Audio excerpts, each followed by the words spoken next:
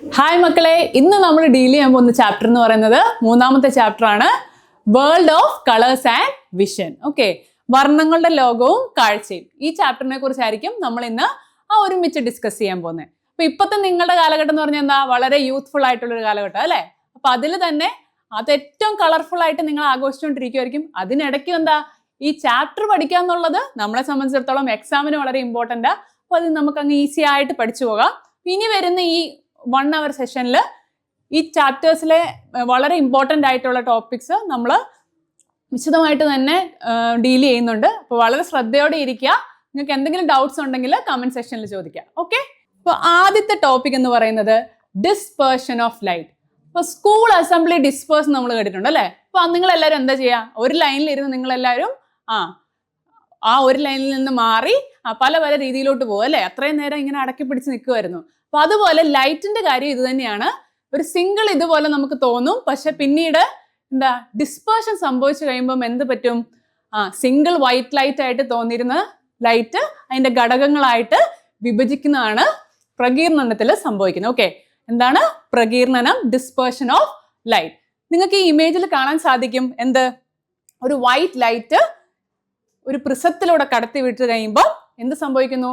Single ray of light ആയിരുന്നത് അതിന്റെ ഘടകങ്ങളായി വിഭജിച്ച് ഒരു സ്പെക്ട്രം ഓഫ് ലൈറ്റ് ആയിട്ട് മാറുന്നു. അതായത് വിബ്ജിയോർ. എന്തൊക്കെയായിരുന്നു വിബ്ജിയോർ എന്ന് പറഞ്ഞേ? Violet, indigo, blue, green, yellow, orange and red. Okay, അപ്പോൾ ഒരു സ്പെക്ട്രം ഓഫ് കളേഴ്സ് നിങ്ങൾക്ക് ലഭിക്കുവാണ് ഡിസ്പേർഷൻ കഴിയുമ്പം അല്ലേ?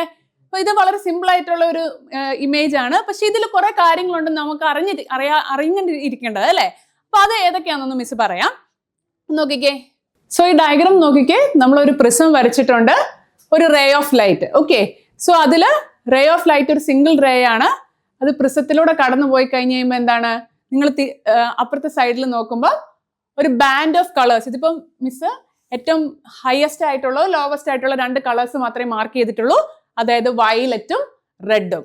സോ റേ ഓഫ് ലൈറ്റ് പ്രിസത്തിലൂടെ പാസ് ചെയ്ത് കഴിയുമ്പോൾ ഒരു സ്പെക്ട്രം ഓഫ് കളേഴ്സ് കിട്ടുന്നെന്ന് പറഞ്ഞു അല്ലേ? ഏതൊക്കെയാ മക്കളെ?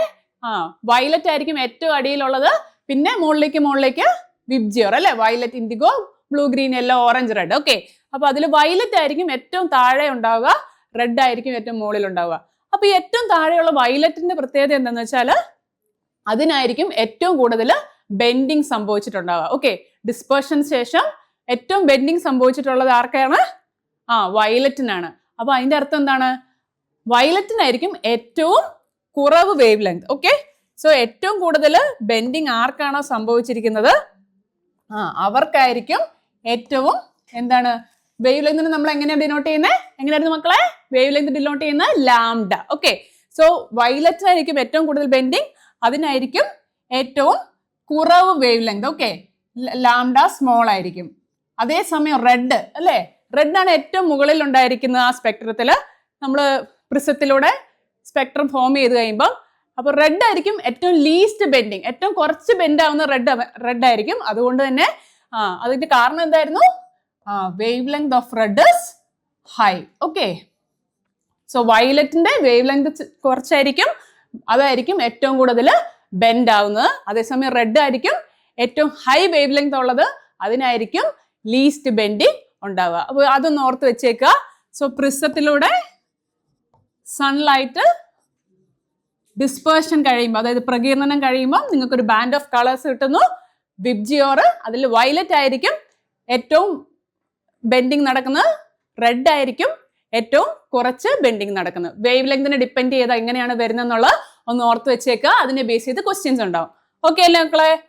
ഓക്കെ, സോ ഡിസ്പേർഷനെ കുറിച്ച് നിങ്ങൾക്ക് അറിയാം. ഇനി അതിൽ തന്നെ വളരെ ഇമ്പോർട്ടൻ്റ് ആയിട്ടുള്ള കുറച്ച് കാര്യങ്ങൾ വരുന്നുണ്ട്. പ്രിസം നിങ്ങൾക്ക് അറിയാലോ, എന്തായിരുന്നു പ്രിസം? പ്രിസം എന്ന് പറഞ്ഞാൽ അതൊരു ട്രാൻസ്പെറന്റ് ആയിട്ടുള്ള ഒരു ഒബ്ജക്റ്റ് ആണ്. അതിലൂടെയാണ് സൺലൈറ്റ് കടന്നു പോകുന്നതും പ്രതിഭാസങ്ങൾ സംഭവിക്കുന്നത്. ഓക്കെ, സോ പ്രകീർണനം, പ്രകാശ പ്രകീർണനം മറക്കരുത്, ഓർത്ത് വെച്ചോളാം. അതായത് ലൈറ്റ് അതിന്റെ വർണ്ണങ്ങളായി വേർപിരിയുന്ന പ്രക്രിയയാണ് പ്രകീർണനം എന്ന് നമ്മൾ പറയുന്നത്. ഓക്കെ, അപ്പോൾ അതിന്റെ മലയാളം ഡെഫിനിഷൻ ആണെങ്കിൽ നിങ്ങളൊന്ന് ഓർത്ത് വെച്ചേക്കാം, നിങ്ങൾക്ക് ടേംസ് ഒന്ന് പരിചയമാവാൻ. ഓക്കെ, ഇപ്പൊ കൺസെപ്റ്റ് പിടികിട്ടിയോ? ഇനി അടുത്തത് എന്താണ്? ഇത് അറിയത്തില്ലാത്തതായിട്ട് ആരുമില്ല അല്ലെ? ചെറുപ്പം തൊട്ട് നമ്മളെല്ലാവരും കാണുന്നതാണ്. പക്ഷെ ഇതിന്റെ പിന്നിലുള്ള സയൻസ് എന്താന്നുള്ളത് നമ്മളൊന്ന് എക്സ്പ്ലെയിൻ ചെയ്യാം. ഓക്കെ, എന്താ ഇത്? അടിപൊളി മഴവില്ല് അല്ലേ? 7 കളേഴ്സ് ഉള്ള മഴവില്ല് എല്ലാവരും കണ്ടിട്ടുള്ളതാണ്. പക്ഷെ നിങ്ങളിപ്പോൾ കുറച്ചും കൂടെ വലുതായി കഴിഞ്ഞപ്പോൾ ഇതിനെക്കുറിച്ചുള്ള സയൻസ് എന്താ, ഇതിന്റെ പിന്നിലുള്ള ഫാക്ട്സ് എന്താ, അതൊക്കെ അറിയാൻ നിങ്ങൾക്ക് ഒരു ആഗ്രഹം ഇല്ലേ? ആഗ്രഹം വേണം കേട്ടോ. ഓക്കെ, അപ്പൊ ഇത് പഠിച്ചു കഴിയുമ്പോഴത്തേനും കുറച്ചും കൂടെ ആഗ്രഹം വരും. അപ്പൊ പ്രകീർണനം നമ്മൾ ഓൾറെഡി പഠിച്ചു, ഡിസ്പേർഷൻ അല്ലേ? അപ്പൊ അതിൽ ഇതേപോലെ തന്നെ വൈറ്റ് ലൈറ്റിനെ 7 ബാൻഡ് ഓഫ് കളേഴ്സ് ആക്കി തിരിക്കുകയാണെന്നൊക്കെ നമ്മൾ പറഞ്ഞു. അപ്പൊ അതിനെ ബേസ് ചെയ്തുകൊണ്ട് നമ്മൾ റെയിൻബോയെ ഇനി എക്സ്പ്ലെയിൻ ചെയ്യാൻ പോവാ. ഓക്കെ, മഴവില്ലിനെ കുറിച്ച് നമ്മൾ ഇനി എന്ത് ചെയ്യാൻ പോക്കളെ? ഓക്കെ, നമ്മൾ എക്സ്പ്ലെയിൻ ചെയ്യാൻ പോവാണ് എങ്ങനെയാണ് ഡിസ്പേർഷൻ ഇതിന് കാരണമാവുന്നത്. എന്തിന്? Rainbow formation. ഓക്കെ, തൽക്കാലത്തേക്ക് നമുക്ക് ഒരു മഴത്തുള്ളിനെ എടുക്കാം. ഓക്കെ, അതായത് റെയിൻബോ എപ്പോഴാണ് ഫോം ചെയ്യുന്നത്? എപ്പോഴും നിങ്ങൾ നോക്കുമ്പോൾ നിങ്ങൾക്ക് റെയിൻബോ കാണാൻ പറ്റുമോ മക്കളെ? ഇല്ല അല്ലേ? നമുക്ക് മഴയോടനുബന്ധിച്ച് അല്ലെങ്കിൽ നമ്മുടെ അന്തരീക്ഷത്തിൽ മഴത്തുള്ളികൾ നിറഞ്ഞു നിൽക്കുന്ന സമയത്താണ് നമുക്ക് എന്താ റെയിൻബോയുടെ സാന്നിധ്യം മനസ്സിലാവുന്നത് അല്ലേ? അല്ല, നമുക്ക് കാണാൻ പറ്റുന്നത്. അപ്പൊ എന്താണ്? റെയിൻബോ വേണമെങ്കിൽ റെയിൻ അല്ലെങ്കിൽ റെയിൻ ഡ്രോപ്ലെറ്റ്സ് അന്തരീക്ഷത്തിൽ ഉണ്ടായിരിക്കണം. പിന്നെ ആരൊക്കെ വേണം? പിന്നെ sunlight. Okay, so sunlight rain ഡ്രോപ്സിലൂടെ പാസ് ചെയ്ത് കുറെ കാര്യങ്ങളൊക്കെ സംഭവിച്ചാണ് അവസാനം ഈ റെയിൻബോ ഫോം ചെയ്യുന്നത് അല്ലേ മക്കളെ? ഓക്കെ, അപ്പൊ ആ കാര്യങ്ങളാണ് നമ്മളിവിടെ പറയാൻ പോകുന്നത്. ഈ പിക്ചറിൽ അത് കറക്റ്റ് ആയിട്ട് ഡിനോട്ട് ചെയ്തിട്ടുണ്ട്, ശ്രദ്ധിച്ചോ. സൺലൈറ്റ് അത് ഒരു മഴത്തുള്ളി, ഓക്കെ, മഴത്തുള്ളിയിലേക്ക് വീഴുന്നു. പതിച്ചു കഴിയുമ്പോൾ എന്താണ് സംഭവിക്കുന്നത് എന്നുള്ളത്. ഓക്കെ, നിങ്ങൾക്കറിയാം ഈ പ്രകീർണനമൊക്കെ പഠിക്കുന്നതിന് മുന്നേ തന്നെ നമ്മൾ പഠിച്ചൊരു കാര്യം ഉണ്ടായിരുന്നു. എന്തായിരുന്നു അത്? റിഫ്രാക്ഷൻ അല്ലേ? സോ റിഫ്രാക്ഷനെ കുറിച്ച് നമ്മൾ പഠിച്ചിട്ടുണ്ട്, അപവർത്തനം അല്ലെ? എന്താണ് റിഫ്രാക്ഷനിൽ സംഭവിക്കുന്നത്? പ്രകാശം ഒരു മാധ്യമത്തിൽ നിന്ന് വേറൊരു മാധ്യമത്തിലേക്ക്, ഉദാഹരണം എന്താ? വായുവിൽ നിന്ന് ജലത്തിലേക്ക്. ഒരു മാധ്യമത്തിൽ നിന്ന് വേറൊരു മാധ്യമത്തിലേക്ക് എൻ്റർ ചെയ്യുമ്പോൾ എന്ത് സംഭവിക്കുന്നു? നേരെയുള്ള ലൈറ്റിന്റെ പോക്കിനെ അത് തടസ്സപ്പെടുത്തുകയും അതിനൊരു ബെൻഡിങ് സംഭവിക്കുകയും ചെയ്യുന്നു അല്ലെ? So bending of light that happens when light enters from one medium to another is called as refraction അല്ലെ? അപ്പം ലൈറ്റിന്റെ നേരെയുള്ള സഞ്ചാരത്തിന് ഒരു ഡീവിയേഷൻ, ഒരു വ്യതിയാനം സംഭവിക്കുന്നതിനാണ് നമ്മൾ റിഫ്രാക്ഷൻ എന്ന് പറയുന്നത്, അപവർത്തനം. അപ്പൊ ഇവിടെ നോക്കിക്കേ, സൺലൈറ്റ് വായുവിൽ കൂടെ സഞ്ചരിച്ച് നമ്മുടെ മഴത്തുള്ളിയിലേക്ക് കയറുന്നു. അതായത് വായുവിൽ നിന്ന് ജലത്തിലേക്ക് മീഡിയം ചേഞ്ച് ചെയ്യുവാണ്. അപ്പൊ ഈ ഒരു പോയിന്റിൽ നിങ്ങൾക്ക് കാണാൻ സാധിക്കും ലൈറ്റ് റേ ഇങ്ങനെയായിരുന്നു ട്രാവൽ ചെയ്തത്. ഇതിന്റെ ഒരു പ്രത്യേകത നോക്കിക്കേ. ഇനി ഇതേപോലെ തന്നെയാണോ പോകുന്നേ? അല്ല അല്ലെ? എങ്ങനെയാണ്? അത് ചെരിഞ്ഞു, കുറച്ച് വ്യതിയാനം സംഭവിച്ചു, അത് ബെൻഡ് ചെയ്തു അല്ലെ? അപ്പൊ ഇവിടെ ഈ ഒരു സർഫസിൽ ഇത് രണ്ടിന്റെ ഈ കോണ്ടാക്റ്റിൽ എന്ത് വരുന്നുണ്ട്? ആദ്യം തന്നെ റിഫ്രാക്ഷൻ, അപവർത്തനം ഒരു വട്ടം സംഭവിക്കുന്നു. ഓക്കെ, സോ അപവർത്തനം സംഭവിച്ച് ലൈറ്റ് റേസ് ബെൻഡായി. പിന്നെ എന്ത് സംഭവിച്ചു? നമ്മൾ ഓൾറെഡി പഠിച്ചു, പ്രിസത്തിലേക്ക് എൻ്റർ ചെയ്യുമ്പോൾ എന്താ പറ്റുക? വൈറ്റ് ലൈറ്റ് 7 ഘടകവർണ്ണങ്ങളായി സ്പ്ലിറ്റ് ആവുന്നു അല്ലെ? അതുപോലെ തന്നെ നമ്മുടെ പ്രിസം പോലെ തന്നെ നമ്മുടെ അന്തരീക്ഷത്തില് റെയിൻ ഡ്രോപ്പും ഒരു പ്രിസത്തിന്റെ റോള് ചെയ്യുവാണ്. ഓക്കെ, നമ്മൾ സബ്സ്റ്റിറ്റ്യൂഷൻ ഒക്കെ എടുക്കത്തില്ല. നിങ്ങൾക്ക് ഇപ്പൊ ഒരു പീരീഡിന് പകരം വേറൊരാൾ വരുന്നെന്ന് പറഞ്ഞ പോലെ ഇപ്പൊ ഇവിടെ ഈ റോള് ആരാ ചെയ്യുന്നേ? പ്രകൃതിയിൽ ആരാ ചെയ്യുന്നേ? റെയിൻ ഡ്രോപ്സ് ആണ് ചെയ്യുന്നത്. ഓക്കെ, സോ ഈ വൈറ്റ് ലൈറ്റ് റെയിൻ ഡ്രോപ്പിലേക്ക് കയറുമ്പോൾ ആദ്യം റിഫ്രാക്ഷൻ സംഭവിക്കും, ബെൻഡിങ് ഓഫ് ലൈറ്റ്. അതിനുശേഷം ഘടകവർണ്ണങ്ങളായി വിഭജിക്കും, അതായത് 7 വർണ്ണങ്ങളായി. അതിനെയാണ് പ്രകാശ പ്രകീർണനം. അതിനുശേഷം നിങ്ങൾക്കറിയാം, നിങ്ങൾ ഓൾറെഡി പഠിച്ചിട്ടുണ്ട് റിഫ്ലക്ഷനെ കുറിച്ച് അല്ലെ? നിങ്ങൾ കണ്ണാടിയിൽ നോക്കുമ്പോൾ എന്താ കാണുന്നേ? സുന്ദരന്മാരും സുന്ദരികളുമായ മിസ്സിന്റെ മക്കളുടെ എല്ലാം ഫേസ് നിങ്ങൾ കാണും അല്ലെ? നിങ്ങൾ നിങ്ങളുടെ മിററിൽ നോക്കുമ്പോൾ. അപ്പൊ എന്ത് വെച്ചാൽ നിങ്ങൾ അത് എക്സ്പ്ലെയിൻ ചെയ്യുന്നേ? റിഫ്ലക്റ്റ് ചെയ്യുക അല്ലെങ്കിൽ പ്രതിപതനം അല്ലെ? നമ്മളിപ്പോ ഒരു റബ്ബർ ബോൾ എടുത്തു, അത് നമ്മൾ ഒരു വാളിലേക്ക് എറിഞ്ഞു. അപ്പൊ അത് അവിടെ പോയി അതിൽ തട്ടി അത് തിരിച്ചു വരുന്നു അല്ലെ? അതെന്താണ്? അത് റിഫ്ലക്റ്റ് ചെയ്യുന്നു അല്ലെങ്കിൽ അത് തിരിച്ച് ബൗൺസ് ബാക്ക് ചെയ്യുന്നു നമ്മൾ പറയും അല്ലെ? അതുപോലെ തന്നെയാണ് പ്രതിപതനത്തിൽ എന്താ സംഭവിക്കുക?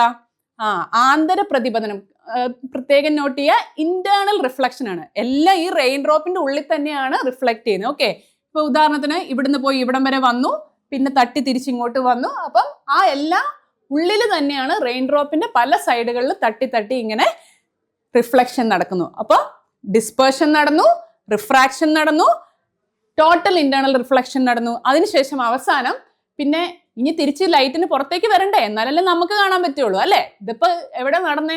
മഴത്തുള്ളിയുടെ ഉള്ളിൽ നടന്ന കാര്യങ്ങളാണ് നമ്മൾ പറഞ്ഞേ. ഇനി മഴത്തുള്ളിൽ നിന്ന് പുറത്തേക്ക് തിരിച്ച് പ്രകാശത്തിന് വന്നാലല്ലേ നമുക്ക് കണ്ണുകൊണ്ട് കാണാൻ പറ്റുള്ളൂ അല്ലെ? അപ്പൊ പിന്നെ എന്താണ്? പിന്നീട് പുറത്തേക്ക് വരുമ്പോൾ പിന്നെയും എന്ത് പറ്റും? മാധ്യമത്തിൽ വ്യത്യാസം വരുന്നുണ്ട് അല്ലെ. ഇപ്പൊ ഇവിടെ ഏതൊക്കെ മീഡിയമാണ് ചേഞ്ച് വരുന്നത് നോക്കിക്കേ. മഴത്തുള്ളിയിൽ നിന്ന് പ്രകാശം ഇനി പുറത്തേക്ക് എങ്ങോട്ടാ പോകുന്നേ? എങ്ങോട്ടാ പോകുന്നേ? വായുവിലേക്ക് അല്ലെ. സോ മഴത്തുള്ളിയിൽ നിന്ന്, അതായത് വെള്ളത്തിൽ നിന്ന് അടുത്ത മാധ്യമമായ വായുവിലേക്ക് പോകുന്നു. അപ്പം മീഡിയം ചേഞ്ച് വരുമ്പോൾ പിന്നെ എന്ത് തന്നെ സംഭവിക്കും? മീഡിയം ചേഞ്ച് വരുമ്പോൾ എപ്പോഴും സംഭവിക്കുന്ന പ്രവർത്തനം ഏതായിരുന്നു? റിഫ്രാക്ഷൻ, അപവർത്തനം അല്ലെ. അപ്പൊ പിന്നെയും ലൈറ്റ് റേസ് ബെൻഡ് ചെയ്ത് പോകും. നിങ്ങൾക്ക് ഇവിടെ കാണാൻ സാധിക്കും.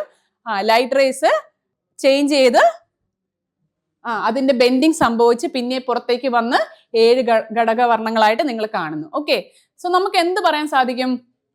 നമ്മുടെ റെയിൻബോ എന്ന് പറയുന്നത് എന്താണ്? ഒത്തിരി പ്രതിഭാസങ്ങൾ ഒരുമിച്ച് ചേരുന്ന ഒരു പ്രക്രിയയാണ്. അതായത് ഡിസ്പേർഷനും ടോട്ടൽ ഇന്റേണൽ റിഫ്ലക്ഷനും റിഫ്രാക്ഷനും എല്ലാം ഇതിൽ ഇൻക്ലൂഡഡ് ആയിരിക്കും. സൺലൈറ്റ് നമുക്കറിയാം മെയിൻ സോഴ്സ് ഓഫ് എനർജിയാണ് അല്ലെ. നമ്മുടെ ഭൂമിയിലെ എല്ലാ കാര്യങ്ങൾക്കും വേണ്ടിയിട്ടുള്ള ഊർജത്തിന്റെ മെയിൻ സ്രോതസ് എന്താണ്? സൂര്യനാണ്. അപ്പൊ സൺലൈറ്റ് എന്ന് പറയുന്നത് എന്താണ്? വളരെ ഇമ്പോർട്ടൻ്റ് ആയിട്ടുള്ള ഒരു എനർജി സോഴ്സ് ആണ്. അപ്പൊ സൺലൈറ്റിൽ അടങ്ങിയിരിക്കുന്ന പലതരം റേഡിയേഷൻസ് ഉണ്ട്, വികിരണങ്ങൾ അല്ലെ. ഏതൊക്കെയാണ് വികിരണങ്ങൾ? ഇൻഫ്രാറെഡ്, അൾട്രാ വയലറ്റ്, പിന്നെ നമ്മൾ കാണുന്ന ഇതെന്ന് പറയുന്ന ഏത് റീജിയനിൽ വരുന്നതാണ്? വിസിബിൾ റേഞ്ചിൽ വരുന്ന റേഡിയേഷൻ ആണ് അല്ലെ. അപ്പൊ ഇത് കൂടാതെ തന്നെ പലതരത്തിലുള്ള റേഡിയേഷൻസ് ഉണ്ട്. ഏതൊക്കെയാണ്? ഗാമാറേ, എക്സ്റേ, UV, വിസിബിൾ എന്നൊക്കെ പറഞ്ഞത് അതിൽ നിങ്ങൾക്ക് അറിയാവുന്ന കുറച്ച് കാര്യങ്ങൾ മിസ് പറഞ്ഞു. അതുപോലെ തന്നെ ഗാമ റേ എന്നൊക്കെ പറഞ്ഞുള്ള റേഡിയേഷൻസ് ഉണ്ട്. അപ്പൊ ഈ റേഡിയേഷൻസിനെല്ലാം എന്താണ്? ഒരു ഓർഡർ ആയിട്ട് അറേഞ്ച് ചെയ്ത് വെച്ചിരിക്കുന്നതിനെയാണ് നമ്മൾ എന്ത് പറയുന്നത്? Electro magnetic spectrum. Okay, spectrum എന്ന് പറഞ്ഞാൽ എന്താണ്? ഒരു ഓർഡർലി ആയിട്ട് നമ്മൾ ഇതിനെ അറേഞ്ച് ചെയ്ത് വെച്ചിരിക്കുകയാണ് ഈ വികിരണങ്ങളെല്ലാം. ഓക്കെ, സോ ഈ ഇലക്ട്രോ മാഗ്നറ്റിക് സ്പെക്ട്രം വളരെ സിമ്പിൾ ആയിട്ട് തോന്നുമെങ്കിലും ഒത്തിരി കാര്യങ്ങൾ നമുക്ക് ഇതിനകത്തുനിന്ന് പറയാനുണ്ട്. അപ്പം ഈ റേഡിയേഷൻസിനെ നമ്മൾ അറേഞ്ച് ചെയ്തിരിക്കുന്ന ഇലക്ട്രോ മാഗ്നറ്റിക് സ്പെക്ട്രം ആണെന്ന് മിസ് പറഞ്ഞു. അപ്പൊ ഇതിൽ നിന്ന് നമുക്ക് എന്തൊക്കെ കാര്യങ്ങളാണ് മനസ്സിലാക്കി എടുക്കാവുന്നതെന്ന് നോക്കാം. സോ EM റേഡിയേഷൻ ആണ്, അതിന്റെ പിക്ചറാണ് നമ്മളിവിടെ കൊടുത്തിരിക്കുന്നത്. ഇലക്ട്രോ മാഗ്നറ്റിക് റേഡിയേഷൻ എന്താണെന്നായിരുന്നു നമ്മൾ പറഞ്ഞത്? പലതരത്തിലുള്ള റേഡിയേഷൻസ് ഉണ്ട്. അതിൽ തന്നെ സൺലൈറ്റിൽ നിന്ന് നമുക്ക് കിട്ടുന്ന വികിരണങ്ങൾ ഏതൊക്കെയാണ്? ഇൻഫ്രാറെഡ്, UV, വിസിബിൾ ഒക്കെ അല്ലെ. അപ്പൊ വിസിബിൾ ലൈറ്റിന്റെ റേഞ്ചിൽ വരുന്ന ഇതിലാണ് നമ്മൾക്ക് നമ്മുടെ കാഴ്ചയുള്ളത് അല്ലെ. അതിൽ ഏതൊക്കെ കളേഴ്സ് ആയിരുന്നു നമ്മൾ പറഞ്ഞേ? വിബ്ജിയോർ, ഓക്കെ, വയലറ്റ് ഇൻഡിഗോ, വേറെ ഏതൊക്കെയായിരുന്നു മക്കളെ? ഒന്ന് ഓർത്തെടുത്തേ. Violet indigo, blue green, yellow, orange and red. Very good. So visible റേഞ്ചിൽ വരുന്ന ലൈറ്റ്സ് നമ്മൾ ഓൾറെഡി പറഞ്ഞു, അത് നിങ്ങൾക്ക് അറിയാവുന്ന റേഡിയേഷൻ ആണ്. അല്ലാത്ത ഏതൊക്കെയാണ്? ഗാമാറേ, എക്സ്റേ, അൾട്രാ വയലറ്റ് രശ്മികൾ നിങ്ങൾക്ക് അറിയാം അല്ലെ. ഈ നല്ല ചൂടുള്ള സമയത്തൊക്കെ നമ്മൾ പറയും എന്താണ്? UV റേസ് അടിച്ചാൽ നമ്മുടെ സ്കിന്നിനൊക്കെ പ്രശ്നം വരും. അപ്പൊ സൺസ്ക്രീൻ ഒക്കെ ഇട്ട് ഇറങ്ങാൻ പറയൂലേ മക്കൾ? അതൊക്കെ ഓർക്കുന്നുണ്ടാവുമല്ലോ. അപ്പം UV റേസ് നമ്മുടെ സ്കിന്നിന് ഭയങ്കര ഹാർംഫുൾ ആയിട്ടുള്ളതാണ്. അപ്പൊ അതിൽ നിന്ന് പ്രൊട്ടക്ട് ചെയ്യാൻ വേണ്ടിയിട്ടാണ് നമ്മൾ പല കാര്യങ്ങളൊക്കെ ചെയ്യുന്നത്. പിന്നെ ഇൻഫ്രാറെഡ് റേഡിയേഷൻസ്, അത് പല മെഡിസിനൽ ഏരിയാസിലും ആപ്ലിക്കേഷൻസ് ഉള്ളതാണ്. പിന്നെ റേഡിയോ വേവ്സ് നമുക്കറിയാം, റേഡിയോ തരംഗങ്ങൾ അല്ലെ. കമ്മ്യൂണിക്കേഷനൊക്കെ ഉപയോഗിക്കുന്ന ഏതാണ്? ഈ റേഞ്ചിലുള്ള തരംഗങ്ങളാണ്. സോ ഈ റേഡിയേഷൻസിനെ എല്ലാം നോക്കിക്കേ, ഓർഡർ ആയിട്ട് ഇങ്ങനെ അറേഞ്ച് ചെയ്ത് വെച്ചിരിക്കുക. എങ്ങനെ? Gamma, x-ray, UV, visible, infrared, അങ്ങനെ റേഡിയോ, മൈക്രോവേവ് ഒക്കെ ഉണ്ട്. ഓക്കെ, നമുക്ക് ആവശ്യമായ ഇത് മാത്രമേ നമ്മൾ ഈ ചാപ്റ്ററിൽ പഠിക്കുന്നുള്ളൂ. സോ ഈ orderly arrangement of electro magnetic radiation, ഈ വികിരണങ്ങളെല്ലാം ഒരു ഓർഡറിൽ ഇങ്ങനെ അറേഞ്ച് ചെയ്തതിനെയാണ് നമ്മൾ എന്ത് പറയുന്നത്? ഇലക്ട്രോ മാഗ്നറ്റിക് റേഡിയേഷൻ എന്ന് പറയുന്നത്. ഓക്കെ, സോ ഇനി അടുത്ത ഇതില് നമുക്ക് പഠിക്കാനുള്ള പ്രാഥമിക വർണ്ണങ്ങളും ദ്വിതീയ വർണ്ണങ്ങളും. ഓക്കെ, പ്രാഥമിക വർണ്ണങ്ങൾ എന്ന് പറഞ്ഞാൽ എന്തായിരുന്നു? നമുക്ക് ചെറുപ്പം തൊട്ടേ അറിയാവുന്ന നോർമലി നമ്മൾ യൂസ് ചെയ്യുന്ന കളേഴ്സ്. ഓക്കെ, അതിൽ തന്നെ 3 വർണ്ണങ്ങളെയാണ് നമ്മൾ എന്തെന്ന് പറയുന്നേ? ഏറ്റവും അടിസ്ഥാനമായ വർണ്ണങ്ങൾ. ഓക്കെ, കളറുകൾ അല്ലെ. നിങ്ങൾക്ക് ഏറ്റവും ഇഷ്ടം, ചിലർക്ക് റെഡ് ആയിരിക്കും ഇഷ്ടം അല്ലെ, ചിലർക്ക് ബ്ലൂ ആയിരിക്കും ഇഷ്ടം, ചിലർക്ക് ഗ്രീൻ ആയിരിക്കും ഇഷ്ടം അല്ലെ. അപ്പൊ ഓരോരുത്തരും ഓരോ പോളിംഗ് ആയിരിക്കും ഓരോരുത്തർക്കും ഉള്ളത് അല്ലെ. പക്ഷെ ഈ 3 കളേഴ്സ് എന്താണ്? നമ്മുടെ വിഷനെ സംബന്ധിച്ചിടത്തോളം, നമ്മുടെ കാഴ്ചയെ സംബന്ധിച്ചിടത്തോളം ഈ 3 കളറും ഒരേപോലെ ഇമ്പോർട്ടന്റ് അല്ലെ. 3 പേരും ത്രിമൂർത്തികൾ നമ്മൾ പറയില്ലേ, ഈ 3 പേരും എന്താണ്? വളരെ ഇമ്പോർട്ടന്റ് ആണ്. അപ്പൊ ഇവരെ മറക്കല്ല. ആരൊക്കെയാണ് നമ്മുടെ ത്രിമൂർത്തികൾ? മൂവർ സംഘം ആരൊക്കെയാ? Red, blue, green. Okay, so ചുവപ്പ്, നീല, പിന്നെ ഏതാണ് മൂന്നാമത്തെ കളർ ഏതാ? പച്ച അല്ലെ.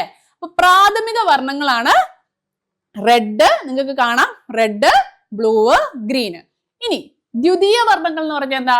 Secondary colours. എന്താ മക്കളെ? ദ്വിതീയ വർണ്ണങ്ങൾ എന്ന് പറഞ്ഞാൽ എന്താ? Secondary colours. അപ്പൊ ഈ സെക്കൻഡറി കളേഴ്സ് എന്ന് പറഞ്ഞാൽ എന്താ? പ്രാഥമിക വർണ്ണങ്ങൾ അല്ലെങ്കിൽ പ്രൈമറി കളേഴ്സ് ജോയിൻ ചെയ്ത് നമുക്ക് കിട്ടുന്ന കളേഴ്സിനെയാണ് നമ്മൾ എന്തെന്ന് പറയുന്നത്? Secondary colours. ഓക്കെ. സോ ഈ റെഡും ബ്ലൂവും ഗ്രീനും ഇല്ലേ, ഈ മൂന്ന് പേര് നമ്മൾ അങ്ങോട്ടും ഇങ്ങോട്ടും എല്ലാം കോമ്പിനേഷൻ മിക്സ് ചെയ്യുവാണ്. അപ്പൊ നമുക്ക് പുതിയ കളേഴ്സ് കിട്ടും. ഓക്കെ. അപ്പൊ ഇതിനാണ് നമ്മൾ ദ്വിതീയ വർണ്ണങ്ങൾ ഉണ്ടാവുന്നത് എങ്ങനെയെന്ന് നമ്മൾ പഠിക്കാൻ പോകുന്നത്. അപ്പൊ അതിനു വേണ്ടി മിസ് ഓൾറെഡി ഒരു ഡയഗ്രാം ഇവിടെ തന്നിട്ടുണ്ട്. ചിലപ്പോൾ ഇത് നോക്കുമ്പോൾ നിങ്ങൾക്ക് കുറച്ച് കൺഫ്യൂഷൻ ഉണ്ടാകാം, പക്ഷെ വളരെ സിമ്പിൾ ആണ്. ഇത് നമുക്കൊരു പ്രോബ്ലം പോലെ ചെയ്യാം. അപ്പൊ കുറച്ചും കൂടെ നിങ്ങൾക്ക് എളുപ്പമായിരിക്കും. ഓക്കെ.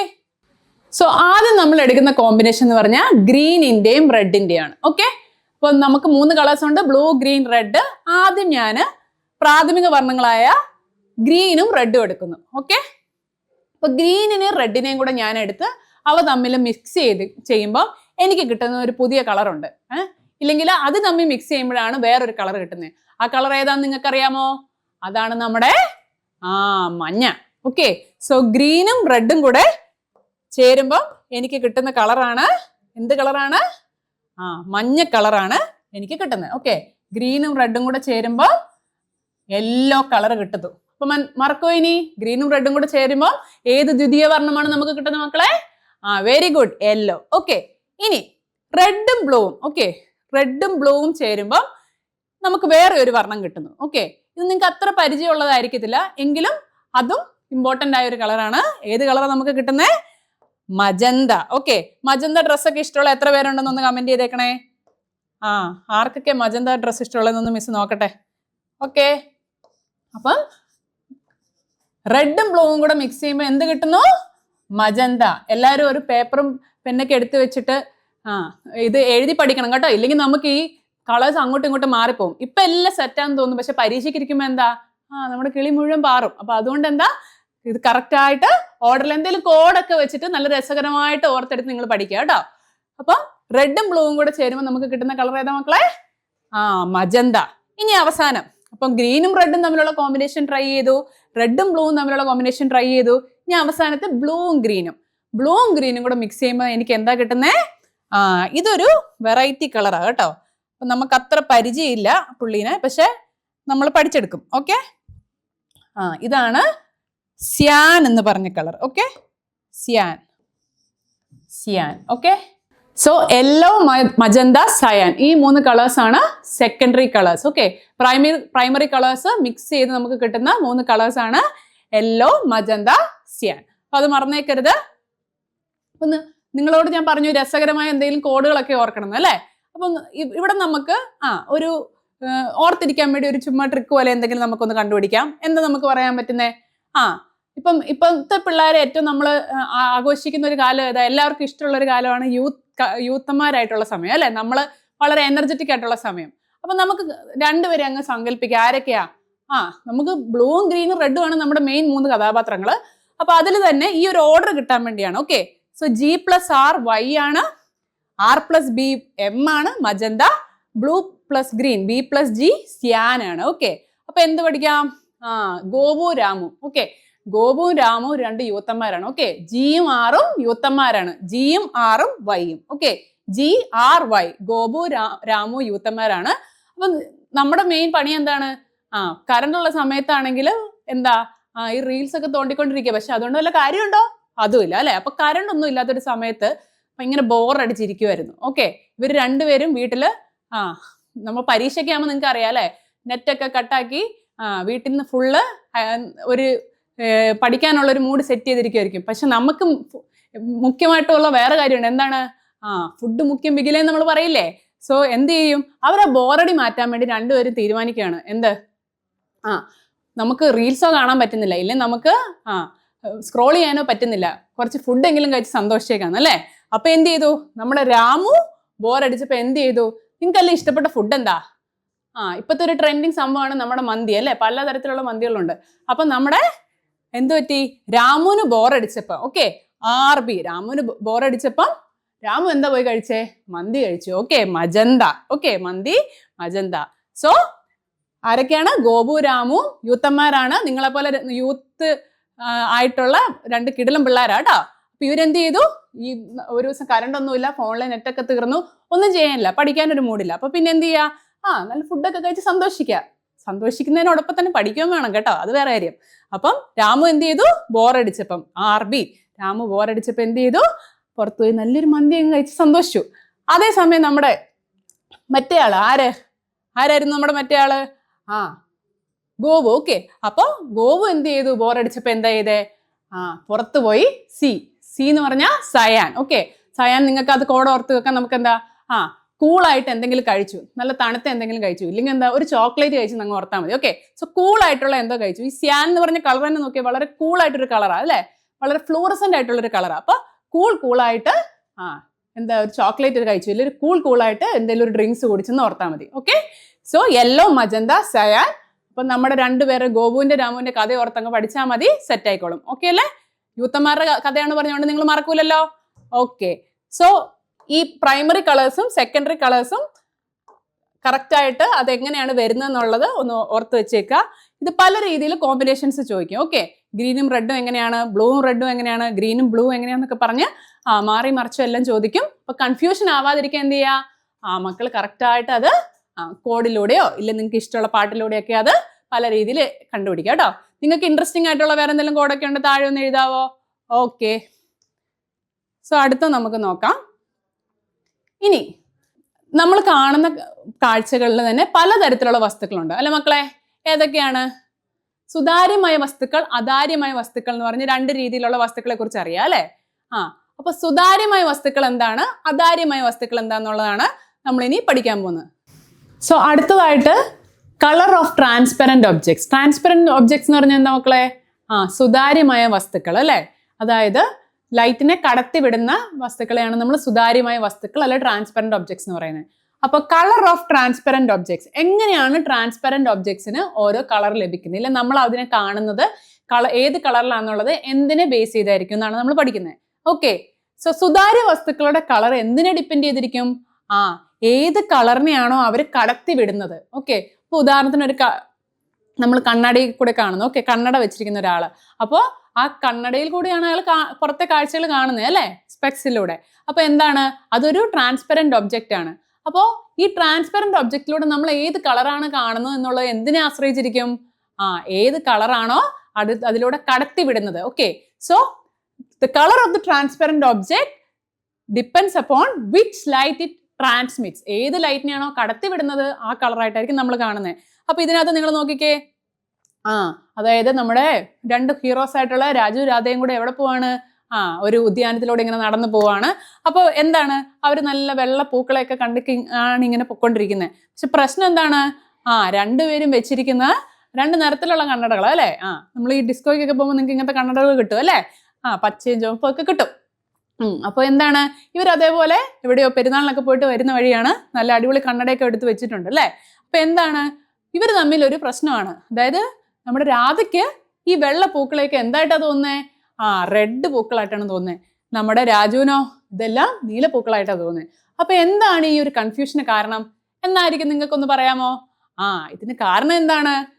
അവരുടെ കണ്ണിൽ ഉപയോഗിച്ചിരിക്കുന്ന ഫിൽറ്ററുകളാണ് ഇതിന്റെ മെയിൻ പ്രശ്നക്കാര്. ഓക്കെ, അപ്പൊ അത് എങ്ങനെ മാറ്റാൻ പറ്റും? അതിന് നമുക്ക് എക്സ്പ്ലെയിൻ ചെയ്യണം എന്ത് വേണം? ഫിൽറ്റർ. ഓക്കെ, കളർ ഫിൽറ്റേഴ്സിനെ കുറിച്ച് നിങ്ങൾക്ക് ബോധ്യം ഉണ്ടായിരിക്കണം. എന്താ മക്കളെ? കളർ ഫിൽറ്റേഴ്സിനെ കുറിച്ച് നമുക്ക് ബോധ്യം ഉണ്ടായിരിക്കണം. അതായത് വൈറ്റ് ലൈറ്റ് അല്ലെ ധവള പ്രകാശം എന്ന് പറയുന്നത് 7 കളേഴ്സിന്റെ ഒരു കോമ്പിനേഷൻ എന്ന് മിസ് പറഞ്ഞായിരുന്നോ? വിബ്ജിയോർ. ഓക്കെ, സോ അതാണ് ഇവിടെ കാണിച്ചിരിക്കുന്നത്. അതൊരു റെഡ് ഫിൽറ്ററിലൂടെയാണ് കടന്നു പോകുന്നതെങ്കിൽ ഓക്കെ, എന്താണ് സംഭവിക്കുന്നത്? നമുക്കെല്ലാം ചുവപ്പായിട്ട് തോന്നും അല്ലെ? ഇപ്പൊ മഞ്ഞപ്പിത്തം ഉള്ളപ്പോൾ നമുക്കെല്ലാം മഞ്ഞയിട്ട് തോന്നുന്നു, നമ്മൾ തമാശക്ക് പറയത്തില്ലേ? അപ്പൊ അതുപോലെ അതായത് നമുക്കങ്ങ് തോന്നുവാണ്. ഇല്ലെങ്കിൽ അങ്ങനെ വരുന്നതിന്റെ കാരണം എന്താ? ആ ഒരു കളറിനെ മാത്രമാണ് കടത്തി വിടുന്നത്. അപ്പോൾ നമ്മൾ ഒരു റെഡ് കളറുള്ള കണ്ണടയിൽ കൂടെ ആണെങ്കിൽ എന്താ സംഭവിക്കുന്നത്? ഈ 7 വർണ്ണങ്ങളുള്ള ലൈറ്റ് കടന്നു വരുമ്പോൾ, നമ്മുടെ വൈറ്റ് ലൈറ്റ് സൺലൈറ്റ് കടന്നു വരുമ്പോൾ എന്താ? റെഡ് ലൈറ്റിനെ മാത്രമേ കടത്തി വിടത്തുള്ളൂ ആ വസ്തു, സുതാര്യമായ വസ്തു. ബാക്കി എല്ലാത്തിനും എന്ത് ചെയ്യും? അബ്സോർബ് ചെയ്യും അല്ലെങ്കിൽ ആഗിരണം ചെയ്യും. അതേപോലെ ബ്ലൂ ഒരു ഫിൽറ്ററാണ്. ഇപ്പൊ നമ്മുടെ ആരായിരുന്നു? രാജു വെച്ചിരിക്കുന്ന നീല കണ്ണടയാ അല്ലെ? അപ്പൊ എന്താണ്? ആ നീല കണ്ണടയിലേക്ക് വന്ന് പതിക്കുന്ന സൺലൈറ്റിലെ ബാക്കി എല്ലാ കളേഴ്സിനെയും വിബ്ജിയോറിൽ ഉള്ള ബാക്കി എല്ലാ കളേഴ്സിനെയും എന്ത് ചെയ്യും?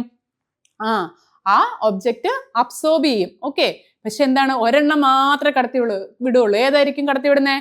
നീല കളറാണ് കടത്തിവിടുന്നത്. അതുകൊണ്ട് തന്നെ നീല കണ്ണാടി വെച്ചിരിക്കുന്ന രാജുവിന് എന്തായിട്ട് തോന്നും? വെള്ളപ്പൂവും നീലയായിട്ടേ തോന്നുള്ളൂ. കാരണം എന്താ? നീല കളറിനെ മാത്രമേ കടത്തിവിടുള്ളൂ. ഇനി നിങ്ങളൊന്ന് ആലോചിച്ചേ, ഇപ്പൊ ഇവരൊരു പച്ച കണ്ണാടിയായിരുന്നു വെച്ചിരുന്നെങ്കിൽ, അവരൊരു പൂവാണെന്ന് നോക്കുന്നെങ്കിൽ അവർക്ക് എന്തായിട്ടേ തോന്നുള്ളൂ? പച്ച കളറായിട്ടേ തോന്നുള്ളൂ. കാരണം എന്താ? ഈ സുതാര്യമായ ഈ ട്രാൻസ്പെറന്റ് ഒബ്ജക്റ്റ്, അതായത് കണ്ണാടി. ഓക്കെ, ഇവരുടെ കേസിൽ ഇപ്പൊ കണ്ണാടി. അപ്പോൾ ആ ട്രാൻസ്പെറന്റ് ഒബ്ജക്റ്റ് ഏതിനെ മാത്രമേ കടത്തിവിടത്തുള്ളൂ? ഗ്രീൻ ലൈറ്റിനെ മാത്രമേ കടത്തിവിടത്തുള്ളൂ.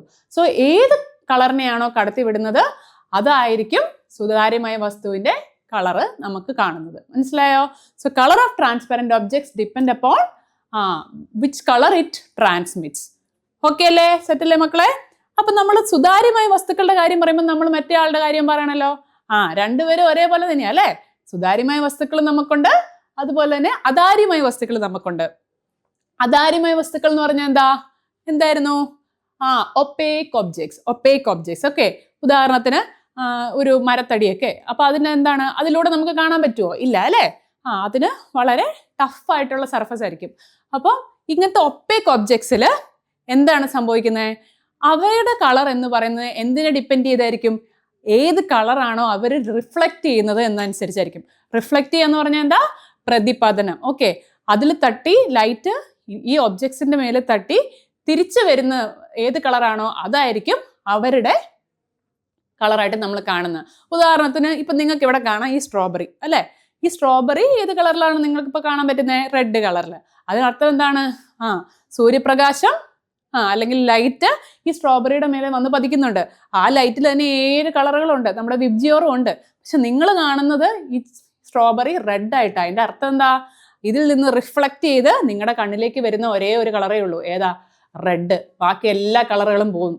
അതുകൊണ്ടാണ് നിങ്ങൾക്ക് ഈ ഒപ്പേക്ക് ഒബ്ജക്റ്റ്, ഈ അതാര്യമായ വസ്തുവിന് റെഡ് ആയിട്ട് തോന്നുന്നത്. ഓക്കെ, സോ ട്രാൻസ്പെറന്റ് ഒബ്ജക്റ്റിന്റെ കളർ എന്ന് പറയുന്നത് ഏത് കളറിനെയാണ് അത് കടത്തിവിടുന്നത് അല്ലെങ്കിൽ ട്രാൻസ്മിറ്റ് ചെയ്യുന്നത് അനുസരിച്ചായിരിക്കും. അതേസമയം അതാര്യമായ വസ്തുക്കളുടെ എങ്ങനെയായിരിക്കും? ഏത് കളറാണ് അവർ റിഫ്ലക്ട് ചെയ്യുന്നത് അല്ലെങ്കിൽ പ്രതിപതനം ചെയ്യുന്ന ഏത് കളറാണോ അതായിരിക്കും നമ്മുടെ അതാര്യമായ വസ്തുക്കളുടെ നിറം എന്ന് പറയുന്നത്. അപ്പൊ ഇത് തമ്മിൽ കൺഫ്യൂഷൻ ആവില്ലല്ലോ മക്കളെ? രണ്ട് കേസസും നന്നായിട്ടൊന്ന് ഓർത്ത് വെച്ചേക്കാം. ഓക്കെ, ഇനി അടുത്തത് സ്കാറ്ററിങ് ഓഫ് ലൈറ്റ്. ഓക്കെ, അപ്പൊ സ്കാറ്റർ ചെയ്യുക എന്ന് പറഞ്ഞാൽ എന്താ? ചിന്നിച്ചിതറുക അല്ലെ? ഇതിനെയാണ് നമ്മൾ സ്കാറ്ററിങ് എന്ന് പറയുന്നത്. അപ്പൊ സ്കാറ്ററിങ്ങിൽ എന്താണ് സ്കാറ്റർ ചെയ്യുന്നത്? ലൈറ്റ് ആണ് സ്കാറ്റർ ചെയ്യുന്നത്. ഓക്കെ, നമ്മുടെ ഈ ഒരു ചാപ്റ്ററിലെ മെയിൻ ആളാരാണ്? പ്രകാശത്തിനെ ബേസ് ചെയ്താണ് നമ്മൾ നമ്മുടെ കാഴ്ചയിലെ കാര്യങ്ങളെല്ലാം പറയുന്നത് അല്ലേ? അപ്പൊ ലൈറ്റിന്റെ ഓരോ സവിശേഷതകളാണ് നമ്മൾ പഠിക്കുക. അത് മക്കൾ മറന്നുപോലെ. ഓക്കെ, സോ സ്കാറ്ററിങ് എന്ന് പറഞ്ഞാൽ എന്താണ്? ഒരു സ്ഥലത്ത് നിങ്ങൾ എല്ലാവരും ഒരുമിച്ച് നിർത്തി നിങ്ങൾ സ്കാറ്റർ ആയി പോകാന്ന് പറഞ്ഞാൽ എന്താ? ചിന്നി ചിതറി അങ്ങോട്ടും ഇങ്ങോട്ടും ഓടുക അല്ലേ? അത് തന്നെയാണ് ഈ ലൈറ്റും അങ്ങനെ തന്നെയാണ്. പറഞ്ഞ ഒരു അനുസരണയില്ല അല്ലേ? മക്കൾക്ക് അനുസരണയുണ്ട്, പക്ഷെ എന്നാലും ഇതിനകത്ത് ഇവർക്ക് ചിലർക്ക് അനുസരണ ഇല്ലാത്ത ആൾക്കാരാണ്. അതിലൊരു വിഭാഗമാണ് ലൈറ്റിന്റെ. ഓക്കെ, അപ്പൊ സ്കാറ്ററിങ് ഓഫ് ലൈറ്റ് എന്ന് പറഞ്ഞാൽ എന്താ? It is A irregular and partial directional deviation. Deviation എന്ന് പറഞ്ഞാൽ എന്താ? അതായത് വ്യതിചലനം. ഓക്കെ, അതിനെയാണ് ഡീവിയേഷൻ എന്ന് പറയുന്നത്. അപ്പം നമുക്ക് എങ്ങനെ അത് എക്സ്പ്ലെയിൻ ചെയ്യാം? ഉദാഹരണത്തിന് ഏതെങ്കിലും ഒരു മീഡിയത്തിലേക്ക് ലൈറ്റ് വന്ന് വീഴുന്നു. അപ്പം ഒരു ഡയഗ്രാം വരുവാണെങ്കിൽ നിങ്ങൾക്ക് കുറച്ചും കൂടെ അത് ഈസി ആയിട്ട് മനസ്സിലാവും. നോക്കിക്കേ, സൺലൈറ്റ്. ഓക്കെ, സൺലൈറ്റിൽ നിന്ന് ഒത്തിരി ലൈറ്റ് റേസ് വരുന്നു. അപ്പൊ ഇത് എന്ന് പറഞ്ഞ എർത്താണ്. അപ്പം ഇവിടെ എല്ലാം എയർ ഉണ്ട് അല്ലേ? എയർ ഉണ്ട്. എയറിൽ തന്നെ പല പാർട്ടിക്കിൾസ് ഉണ്ട് അല്ലേ? എയറിൽ ഒത്തിരി സൂക്ഷ്മ കണികകളില്ലേ? ഡസ്റ്റ് പാർട്ടിക്കിൾസ് ഉണ്ട്, പിന്നെ ഗ്യാസ് മോളിക്യൂൾസ് ഉണ്ട്. അങ്ങനെ പല കണികകളും നമ്മുടെ അന്തരീക്ഷത്തിലുണ്ട്. അപ്പൊ എന്താ സംഭവിക്കുക? നമ്മുടെ പ്രകാശം താഴേക്ക് വരുംതോറും ഈ നമ്മുടെ അന്തരീക്ഷത്തിലുള്ള ഓരോ കണികകളുമായി അവിടെ ഇവിടെയൊക്കെ തട്ടി എന്ത് സംഭവിക്കുന്നു? ചിന്നി ചിതറുന്നു അല്ലേ? അങ്ങോട്ടും ഇങ്ങോട്ടും എല്ലാം ഇതിങ്ങനെ ചിതറി ഇങ്ങനെ പോകും അല്ലേ? അപ്പൊ അതായത് ഒരു ഓർഡർ ഇല്ലാണ്ട് അങ്ങോട്ടും ഇങ്ങോട്ടും ക്രമരഹിതമായിട്ട് ചിന്നി ചിതറുന്നുണ്ട്. അപ്പൊ അതിന് പറയുന്ന പേരാണ് എന്ത്? സ്കാറ്ററിങ്. ഓക്കെ, അതിന് പറയുന്ന പേരെന്താണ് മക്കളെ? സ്കാറ്ററിങ്. ഓക്കെ, സോ ഇങ്ങനെ വരുന്ന ലൈറ്റ് റേസ് ഏതെങ്കിലും ഒരു മീഡിയത്തിലെ കുറെ മോളിക്യൂൾസ് ഉണ്ട്. ഓക്കെ, ഈ മോളിക്യൂൾസുമായിട്ട് എല്ലാം ഇങ്ങനെ ഇന്ററാക്ട് ചെയ്യും. ഓരോന്നുമായിട്ട് ഇവര് തട്ടുമ്പോൾ എന്ത് സംഭവിക്കുന്നു? ലൈറ്റ് ഈ പാർട്ടിക്കിൾസിലെല്ലാം തട്ടി പിന്നെ എന്ത് സംഭവിക്കുന്നു? നേരെ വന്ന ലൈറ്റ് എല്ലാം എങ്ങനെ പോവും? ചിന്നി ചിതറി അങ്ങോട്ടും ഇങ്ങോട്ടും പോവും അല്ലേ? അപ്പൊ ഇതിനാണ് എന്ത് പറയുന്നത്? സ്കാറ്ററിങ് അല്ലെങ്കിൽ വിസരണം. ഓക്കെ, സ്കാറ്ററിങ് ഓഫ് ലൈറ്റ് എന്താണെന്ന് മനസ്സിലായോ? അപ്പൊ ഈ സ്കാറ്ററിങ് ഓഫ് ലൈറ്റിനെ കുറിച്ച് നിങ്ങൾക്ക് പല കാര്യങ്ങളിൽ ഓൾറെഡി അറിയാം അല്ലേ? നിങ്ങളുടെ ഡെയിലി ലൈഫിൽ നിങ്ങൾ കുറേ കാര്യങ്ങൾ കാണുന്നുണ്ട്. ഇപ്പം നിങ്ങൾ നടന്നു പോകുമ്പോൾ തന്നെ പല കാര്യങ്ങൾ എന്തുകൊണ്ടാണ് ചെറുപ്പത്തിൽ നമുക്ക് ഇങ്ങനെ പല കാര്യങ്ങളെ കുറിച്ച് സംശയം തോന്നുന്നു അല്ലേ? എന്തുകൊണ്ടാണ് ഇത് സംഭവിക്കുന്നതെന്ന് അല്ലേ? അപ്പൊ അതുപോലെ ചെറുപ്പത്തിൽ അല്ലെങ്കിൽ തന്നെ വലുതാകുമ്പോഴാണെങ്കിലും നമ്മൾ വിചാരിക്കും പല കാര്യങ്ങൾക്ക് എന്താണ് ഓരോന്നിനും നമുക്ക് ഉത്തരം വേണമെന്ന് നമുക്ക് തോന്നും. അപ്പൊ അതിൽ ഉത്തരം കിട്ടുന്ന ഒരു കാര്യമാണ് എന്ത്? എല്ലാം നമ്മുടെ പല ചോദ്യങ്ങൾക്കും നിങ്ങളുടെ പല സംശയങ്ങൾക്കും ഉള്ള ഒരു ഉത്തരമാണ് ഇനി പറയാൻ പോകുന്നത്. അതായത് സ്കാറ്ററിങ്ങിനെ ബേസ് ചെയ്ത് വിസരണത്തിനെ ബേസ് ചെയ്ത് നമുക്ക് എക്സ്പ്ലെയിൻ ചെയ്യാവുന്ന നമ്മുടെ ചുറ്റുമുള്ള കുറെ പ്രതിഭാസങ്ങളുണ്ട് അല്ലേ? നിങ്ങൾക്ക് പലപ്പോഴും തോന്നിയിട്ടുള്ള പല സംശയങ്ങളുണ്ടാവും അല്ലേ? നിങ്ങൾ ബസ്സിനൊക്കെ പോകുമ്പോൾ പുസ്തകങ്ങളൊക്കെ ആയിട്ട് വരുന്ന ആൾക്കാരെ കാണാം. 1000 ചോദ്യങ്ങൾക്കുള്ള ഉത്തരം എന്തുകൊണ്ടെന്നൊക്കെ പറഞ്ഞ് വന്നിട്ടില്ലേ? അതുപോലെ എന്തുകൊണ്ടാണ് നമ്മുടെ സ്കൈക്ക് ബ്ലൂ കളർ? വേറെ എന്തോരം കളറുകളുണ്ട്. ഡേ ലൈറ്റിൽ നമ്മൾ ബ്ലൂ കളറിലല്ലേ കാണുന്നത്. അതെന്തുകൊണ്ടായിരിക്കും മക്കളെ? വിബ്ജിയോർ എന്ന് പറഞ്ഞ കളറിൽ നമ്മൾ പഠിച്ചു. ഇലക്ട്രോമാഗ്നറ്റിക് സ്പെക്ട്രത്തിൽ തന്നെ വിസിബിൾ ലൈറ്റിൽ വരുന്ന ഡിസ്പേർഷൻ വഴി സംഭവിക്കുന്നത് നമുക്കൊരു സ്പെക്ട്രം ഓഫ് കളേഴ്സ് കിട്ടും അല്ലേ? ആ സ്പെക്ട്രം ഓഫ് കളേഴ്സിലുള്ള കളേഴ്സ് ഏതായിരുന്നു? വിബ്ജിയോർ. അതിൽ തന്നെ എന്താണ്? വയലറ്റ്, ഇൻഡിഗോ ബ്ലൂ, അതായത് ആദ്യം വരുന്ന കളേഴ്സ് അല്ലെ? സ്പെക്ട്രത്തിൽ ആദ്യം വരുന്ന കളേഴ്സ് എന്ന് പറഞ്ഞാൽ വിബ്ജിയോറിൽ വയലറ്റ്, ഇൻഡിഗോ, ബ്ലൂ ഒക്കെയാണ്. അപ്പൊ ഈ കളേഴ്സ്, ബ്ലൂ പോലുള്ള കളേഴ്സിനൊക്കെ എന്താണ് ഏറ്റവും കുറവുള്ളത്? അവർക്ക് വേവ് ലെങ്ത് ഏറ്റവും കുറവായിരിക്കും. അതുകൊണ്ട് തന്നെ എന്തായിരിക്കും? അവർ പെട്ടെന്ന് സ്കാറ്റർ ചെയ്ത് പോകും. ഓക്കെ, അതായത് അവർക്ക് അത്രയും നേരം ക്ഷമിക്കാനുള്ള ഇതേ ഉള്ളൂ. അപ്പൊ അവർ പെട്ടെന്ന് അങ്ങ് സ്കാറ്റർ ആയി പോകും. അപ്പൊ എന്താണ്? സൂര്യപ്രകാശം അറ്റ്മോസ്ഫിയറിലൂടെ കടന്നു വരുമ്പോൾ എന്താണ്? ഈ ബ്ലൂ കളറൊക്കെ ഏറ്റവും വേവ് ലെങ്ത് കുറഞ്ഞ കളറായിരിക്കും. അപ്പൊ അതുകൊണ്ട് തന്നെ എന്തായിരിക്കും? ഈ ആദ്യം വരുന്ന ആൾക്കാരെല്ലാവരും അങ്ങ് സ്കാറ്റർ ചെയ്ത് പോയി ആ കളറായിരിക്കും നമ്മൾ പകൽ സമയങ്ങളിൽ കാണുക. ഓക്കെ, സോ ബ്ലൂ എന്ന് പറയുന്നത്, ഇല്ലെങ്കിൽ വിബ്ജിയോറിൽ തന്നെ വയലറ്റ്, ഇൻഡിഗോ, ബ്ലൂ, ഇതെല്ലാം അടുത്തടുത്ത കളേഴ്സ് അല്ലേ? ഈ കളേഴ്സ് എല്ലാം എന്താണ്? ഏറ്റവും വേവ് ലെങ്ത് കുറവുള്ള കളേഴ്സ് ആയിരിക്കും. അതുകൊണ്ട് തന്നെ അവരെ ഏറ്റവും പെട്ടെന്ന് സ്കാറ്റർ ചെയ്ത് എല്ലായിടത്തും അങ്ങ് പരക്കും. ഓക്കെ, സ്കാറ്റർ ചെയ്തെന്ന് പറഞ്ഞാൽ എന്താ? അങ്ങോട്ടും ഇങ്ങോട്ടും എല്ലാം പോയി ഇവിടെ എല്ലാം അങ്ങ് നിറയും. അതുകൊണ്ടാണ് കളർ ഓഫ് ദ സ്കൈ നമുക്ക് ബ്ലൂ ആയിട്ട് ഡേ ടൈമിൽ തോന്നുന്നത്. കാരണം എന്താ?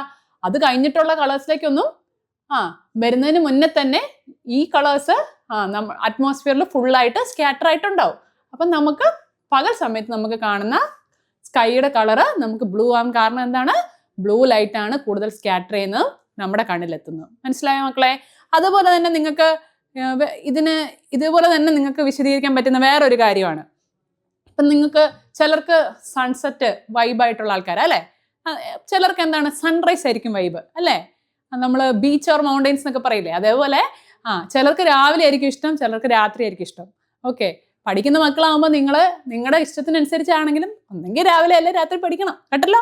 അപ്പോൾ സൺറൈസും സൺസെറ്റിന്റെ സമയത്തുള്ളൊരു പ്രത്യേകത എന്താ? നമ്മുടെ ആകാശം നല്ല റെഡ് കളറിലായിരിക്കും അല്ലെ? ഒരു ഓറഞ്ചിഷ് റെഡ്, നല്ല രസമുള്ളൊരു കളറാണ് അല്ലേ? അപ്പോൾ എന്തുകൊണ്ടായിരിക്കും? ഇത് അടുത്ത എന്തുകൊണ്ട് ചോദ്യം കേട്ടോ. എന്തുകൊണ്ടായിരിക്കും സൺറൈസിന്റെ സൺസെറ്റിന്റെ സമയത്ത് നമ്മുടെ സ്കൈ റെഡ് ആയിട്ട് കാണുന്നത്? എന്തായിരിക്കും കാരണം? എന്താണ്? ഈ സ്കാറ്ററിങ് തന്നെയാണ്. പക്ഷെ അതിൽ തന്നെ സൺറൈസിന്റെ സൺസെറ്റിന്റെ സമയത്ത് സൂര്യനുമായിട്ട് ബന്ധപ്പെട്ട് നോക്കുമ്പോൾ സൂര്യൻ കൂടുതലും ഹൊറൈസൺ നിയറിലായിരിക്കും ഉണ്ടായിരിക്കുക. ഓക്കെ, ഹൊറൈസണിന്റെ അടുത്തായിരിക്കും ഉണ്ടാവുക. അപ്പൊ എന്താണ് സംഭവിക്കുക? സൺലൈറ്റിന് കൂടുതൽ ദൂരം സഞ്ചരിക്കേണ്ടി വരും. എന്ത്? അറ്റ്മോസ്ഫിയറിൽ നിന്ന്, അതായത് നമ്മുടെ എർത്തിലേക്ക് എത്താൻ. എർത്തിന്റെ അറ്റ്മോസ്ഫിയറിലൂടെ കൂടുതൽ ദൂരം സഞ്ചരിച്ചാൽ മാത്രമേ സർഫസിലോട്ട് എത്തുകയുള്ളൂ. അപ്പൊ കൂടുതൽ ദൂരം സഞ്ചരിച്ച് സൺലൈറ്റ് എത്തുന്നതുകൊണ്ട് തന്നെ എന്താ സംഭവിക്കുക? കുറേ ദൂരം സഞ്ചരിക്കണം. നോർമലി സഞ്ചരിക്കുന്നവരല്ല ഈ രാവിലെയും രാത്രി ആവാൻ പോകുന്ന സമയത്തും. അപ്പൊ എന്ത് സംഭവിക്കും മക്കളെ? ഈ വയലറ്റ്, ഇൻഡിഗോ, ബ്ലൂ പോലുള്ള കളറുകളില്ലേ, നമ്മൾ എന്തായിരുന്നു പറഞ്ഞേ? ഈ കളറുകള് അവയെ സംബന്ധിച്ചിടത്തോളം എന്ത് കുറവായിരിക്കും? ഏറ്റവും വേവ് ലെങ്ത് എന്തായിരുന്നു? കുറവുള്ള കളേഴ്സ് ആണ്. ഇവരെല്ലാം സ്കാറ്ററായി അങ്ങ് പോവും. കുറേ ദൂരം സഞ്ചരിക്കണല്ലോ. അപ്പോൾ ഈ കുറേ ദൂരം സഞ്ചരിച്ച് ഇവിടെ എത്തുമ്പോഴത്തേന് സംഭവിക്കുന്ന എന്താ? ഇടയ്ക്കുള്ള കളേഴ്സ് എല്ലാം സ്കാറ്റർ ആയി പോവും. അവസാനത്തോട്ട് ഏറ്റവും വേവ് ലെങ്ത് കൂടിയ നമ്മുടെ റെഡ് ഒക്കെ ഇല്ലേ, ആ റെഡ് ഒക്കെ ആയിരിക്കും നമ്മുടെ അറ്റ്മോസ്ഫിയറിൽ എത്തുമ്പോഴത്തേനും ബാക്കിയുള്ള ലൈറ്റ്. ബാക്കി എല്ലാവരും എന്താ ഇടയ്ക്ക് വെച്ച് പൊഴിഞ്ഞു അങ്ങ് പോകും അല്ലേ. അപ്പം നമ്മളിപ്പോൾ പഠിക്കാൻ തുടങ്ങി, ആദ്യത്തെ 1-2 ദിവസം അടിപൊളിയായിരിക്കും, കുറച്ച് കഴിയുമ്പോൾ നമ്മുടെ ആ എനർജി അങ്ങ് ചോർന്നങ്ങ് പോകൂലേ. അങ്ങനെ പോകാൻ പാടില്ല കേട്ടോ. അപ്പൊ അതിന് വേണ്ടിയിട്ടാണ് അവോദയിൽ നിങ്ങൾക്ക് വേണ്ടിയിട്ട് ഇങ്ങനത്തെ 1 ഷോട്ട് വീഡിയോസ് നമ്മൾ അറേഞ്ച് ചെയ്യുന്നത്. അപ്പം നിങ്ങൾ അതിനകത്ത് ഏറ്റവും നന്നായിട്ട് പാർട്ടിസിപ്പേറ്റ് ചെയ്യുമ്പോൾ എന്താണ്, ഹൈ എനർജിയിൽ പവറായിട്ട് നിങ്ങൾക്ക് ലാസ്റ്റ് വരെ ഫൈനൽ എക്സാം വരെ തന്നെ എത്തിച്ചേരാൻ പറ്റും. ഓക്കെ അല്ലേ. അപ്പോൾ ഹൊറൈസണിന്റെ നിയർ ആയിരിക്കും സൺറൈസിന്റെയും സൺസെറ്റിന്റെയും സമയത്ത് ഉള്ളത്, നമ്മുടെ സണ്ണുള്ളത്. അതുകൊണ്ട് തന്നെ സൺലൈറ്റിന് സണ്ണിൽ നിന്ന് അറ്റ്മോസ്ഫിയറിലേക്ക്, എർത്തിന്റെ അറ്റ്മോസ്ഫിയറിലോട്ട് എത്തണമെങ്കിൽ കുറേ ദൂരം സഞ്ചരിക്കുകയും അപ്പം ചെറിയ ചെറിയ വേവ് ലെങ്ത് ഉള്ള ലൈറ്റ് എല്ലാം അങ്ങ് സ്കാറ്റർ ആയി പോവും. വലിയ വേവ് ലെങ്ത് ഉള്ള റെഡ് ആയിരിക്കും നമ്മുടെ കണ്ണിന്, നമുക്ക് വിഷനിൽ വരുന്ന കളർ ഉണ്ടാവുക. അതുകൊണ്ടാണ് സൺറൈസിന്റെ സൺസെറ്റിന്റെ സമയത്ത് ഏത് കളർ ഉണ്ടാവുക, റെഡ് കളറ് നമുക്ക് അന്തരീക്ഷത്തിൽ കാണാൻ പറ്റുന്നത്. ഇനി അടുത്തതായിട്ട് സ്കാറ്ററിങ്ങിനെ ബേസ് ചെയ്ത് നമുക്ക് പറയാൻ പറ്റുന്ന വേറൊരു പ്രതിഭാസമാണ് ടിൻഡൽ ഇഫക്റ്റ്. ഓക്കെ, ടിൻഡൽ പ്രതിഭാസം. ഓക്കെ, അതെങ്ങനെയാണ് സംഭവിക്കുന്നത് എന്നുള്ളതാണ്. നമുക്കറിയാം, ഇപ്പം ഒരു റൂം കുറേ നാളായിട്ട് അടച്ചിട്ടിരുന്ന ഒരു റൂമാണ് അല്ലേ, ആണെന്ന് വിചാരിക്കുക. അപ്പം കുറേ നാൾ കഴിഞ്ഞ് അപ്പോൾ അതിനകത്ത് നല്ല പൊടി ഒക്കെ ഉണ്ടായിരുന്നു. അപ്പോൾ കുറച്ച് നാൾ കഴിഞ്ഞ് നിങ്ങളെ വാതിലൊക്കെ തുറന്ന് ഇങ്ങനെ കയറുക. നിങ്ങൾ സിനിമയിലൊക്കെ കാണുന്നുണ്ടാവും അല്ലേ, ഒരു മാസ് ഇൻട്രോയിലൊക്കെ ഇങ്ങനത്തെ സ്ഥലങ്ങളിൽ നിന്നൊക്കെ വരുന്നത്. അപ്പോൾ എന്താ സംഭവിക്കുന്നത്, അതിനകത്ത് കാണാൻ പറ്റും ഒരു ജനലിലൂടെ ഇങ്ങനെ ഇപ്പം ലൈറ്റ് റേ ഇങ്ങനെ വരുവാണ്. അപ്പോൾ ആ ലൈറ്റ് റേ വരുന്ന ആ ഒരു ഏരിയ മുഴുവൻ നമുക്ക് നല്ല ക്ലിയർ ആയിട്ട് കാണാം. അതിലൂടെ ഇങ്ങനെ പൊടിയൊക്കെ പറന്നിങ്ങനെ വരുന്നത് അല്ലേ. അപ്പോൾ അതിന്റെ കാരണം എന്താണ്, ഈ സ്കാറ്ററിങ് തന്നെയാണ്. ഓക്കെ, വിസരണം തന്നെയാണ്. ഇവിടെ നമുക്ക് കാണാൻ സാധിക്കും, നമ്മളൊരു ടംബ്ലറിനകത്ത് കുറച്ച് വെള്ളം എടുത്തു, ഒരു പച്ച ലൈറ്റ് നമ്മൾ അതിനകത്തൂടെ അടിച്ചു. അപ്പൊ എന്താ മക്കളെ കാണാൻ പറ്റുന്നേ, പച്ച കളർ കാണാൻ പറ്റും, അത് മിസ്സിന് അറിയാം. അതിന്റെ കൂടെ നിങ്ങൾക്ക് എന്താ കാണാൻ പറ്റുന്നേ, ഈ പാത്ത് നിങ്ങൾക്ക് കറക്റ്റായിട്ട് വിസിബിൾ ആണ്. ഇതിലെ ഓരോ മോളിക്യൂൾസും നിങ്ങൾക്ക് കറക്റ്റായിട്ട് മനസ്സിലാവുന്നുണ്ട്. അപ്പൊ എന്താണ് കാരണം, സ്കാറ്ററിങ് ആണ് കാരണം. അതായത് ഇപ്പൊ ഈ ഒരു പിക്ചർ നിങ്ങൾ നോക്കിക്കേ, ഇതൊരു നല്ല ഒരു ഫോറസ്റ്റ് ഏരിയ ആണ്. അതിലൂടെ സൂര്യപ്രകാശം ഇങ്ങനെ വരുമ്പോൾ നമുക്ക് കാണാം, ആ സൂര്യപ്രകാശം വരുന്ന വഴി എന്താണ്, നല്ലപോലെ അതിലെ ആ ഒരു പാത്തിലുള്ള എല്ലാ പാർട്ടിക്കിൾസും. ഓക്കെ, നമുക്കറിയാം എയറിൽ ഒത്തിരി പാർട്ടിക്കിൾസ് ഉണ്ട്, ഗ്യാസ് ഉണ്ട്, പിന്നെ പൊടിപടലങ്ങളുണ്ട്. അപ്പൊ അതെല്ലാം നിങ്ങൾക്ക് കറക്റ്റായിട്ട് ആ ഒരു പാത്തിലൂടെ കാണാൻ പറ്റും. അപ്പം ടിൻഡൽ പ്രഭാവത്തിൽ എന്താണ് സംഭവിക്കുന്നത്, നമ്മുടെ പ്രകാശകിരണങ്ങൾ ഏതെങ്കിലും ഒരു മാധ്യമത്തിലൂടെ, ഇപ്പൊ ഇതാണെങ്കിൽ എന്താണ്, എയറിലൂടെ, വായുവിലൂടെ വരുന്നു. അപ്പൊ എന്താണ് സംഭവിക്കുന്നത്, ഈ പ്രകാശം അതിലുള്ള ചെറിയ ചെറിയ എയറിലുള്ള ഓരോ കണികകളിൽ തട്ടി വിസരണം സംഭവിക്കുന്ന മൂലം എന്താവും, ഈ ഓരോ കണികകളും അല്ലെങ്കിൽ ഓരോ മോളിക്യൂൾസും എന്ത് സംഭവിക്കും, ഈ കണികകളെല്ലാം പ്രകാശിതമാകും, ഇല്ലേ, അവരെല്ലാം ലൈറ്റൻഡ് ആവും. ഓക്കെ, എല്ലാം ഇങ്ങനെ വെട്ടിത്തിളങ്ങാൻ തുടങ്ങും. അപ്പൊ അതുകൊണ്ട് എന്ത് ചെയ്യും, ആ പ്രകാശം വരുന്ന ആ സഞ്ചാരപാത മുഴുവൻ നിങ്ങൾക്ക് നല്ല ക്ലിയർ ആയിട്ട് വിസിബിൾ ആവും. ഓക്കെ, ഇത് കണ്ടോ, ഇപ്പൊ നല്ല ക്ലിയർ ആയിട്ട് നമുക്കത് ആ ഒരു ലൈറ്റ് വരുന്ന ആ ഒരു പാത ക്ലിയർ ആയിട്ട് വിസിബിൾ ആവും. അതിനെയാണ് എന്ത് പറയുന്നത്, ടിൻഡൽ ഇഫക്റ്റ് എന്ന് പറയുന്നത്. ഓക്കെ, ആ പ്രകാശത്തിന്റെ സഞ്ചാരപാത വിസരണം മൂലം കറക്റ്റായിട്ട് നമുക്ക് മനസ്സിലാകുന്ന ആ ഒരു പ്രക്രിയ വിളിക്കുന്ന പേരാണ് എന്ത് മക്കളെ, ടിൻഡൽ ഇഫക്റ്റ്. ഓക്കെ, ഇത് നിങ്ങൾക്ക് അതിനുള്ള എക്സാമ്പിൾസ് മിസ് ഓൾറെഡി പറഞ്ഞു, വേറെയും പല എക്സാമ്പിൾസും നിങ്ങൾക്ക് ഉണ്ടാവും. ഓക്കെ, അതെന്തെങ്കിലും നിങ്ങൾ പുതിയതായിട്ടൊക്കെ കണ്ടുപിടിക്കുകയാണെങ്കിൽ ഒന്ന് ഷെയർ ചെയ്തേക്കണേ. ഓക്കെ, അപ്പൊ ഇനി അടുത്തതായിട്ട് നമ്മൾ പഠിക്കാൻ പോകുന്നത്, നിങ്ങൾക്ക് എല്ലാവർക്കും പലപ്പോഴും സംശയമുള്ള വേറെ ഒരു കാര്യം ഏതായിരിക്കും, അതായത് പലപ്പോഴും നമുക്ക് നമ്മുടെ കണ്ണ് തന്നെ നമ്മളെ കളിപ്പിക്കുന്ന പോലെ നമുക്ക് തോന്നും അല്ലെ, നമുക്ക് നമ്മുടെ കണ്ണുകളെ വിശ്വസിക്കാൻ പറ്റുന്നില്ല എന്നൊക്കെ നമ്മൾ പറയില്ലേ. കാരണം എന്താ, വളരെ സിമ്പിളും പക്ഷെ പവർഫുള്ളും ആയിട്ടുള്ള ഒരു നമ്മുടെ ബോഡിയിലെ ഒരു ടൂളാണ് എന്ത്, നമ്മുടെ കണ്ണെന്ന് പറയുന്നത് അല്ലേ.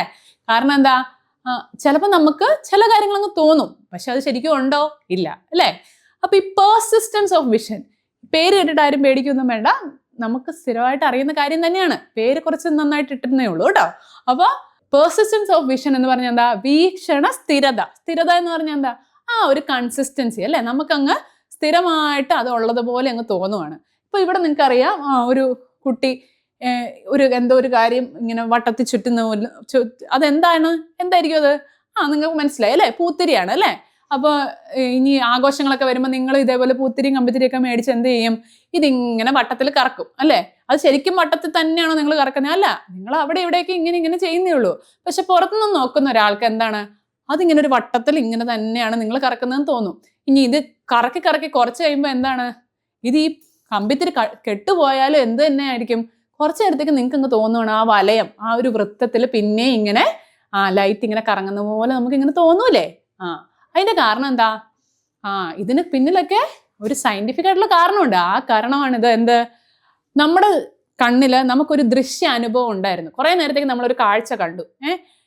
ഇനി ആ ഒരു ഒബ്ജക്റ്റ് ഏതാണോ ലൈറ്റ് പുറപ്പെടുവിക്കുന്ന ആ ഒബ്ജക്റ്റ്, അതിനെ എടുത്തു മാറ്റിയാലും കുറച്ച് നേരത്തേക്കും കൂടെ നമുക്ക് തോന്നും എന്താണ്, അത് അവിടെ തന്നെ ഉണ്ടായിരുന്നത്. ഓക്കെ, അതായത് ആ വസ്തു അവിടെ നിന്ന്, പ്രകാശത്തിന്റെ ആ സോഴ്സ് ആയ ആ വസ്തു നമ്മൾ അവിടെ നിന്ന് മാറ്റിയാലും നമ്മുടെ കണ്ണില് അതിൻ്റെ ഒരു ഇമേജ് നമ്മുടെ റെറ്റിന റീറ്റെയിൻ ചെയ്യും, പിന്നെയും നിലനിർത്തും. ഓക്കെ, അത് എത്ര സെക്കൻഡിലേക്കാണ്? 1/16 സെക്കൻഡ്.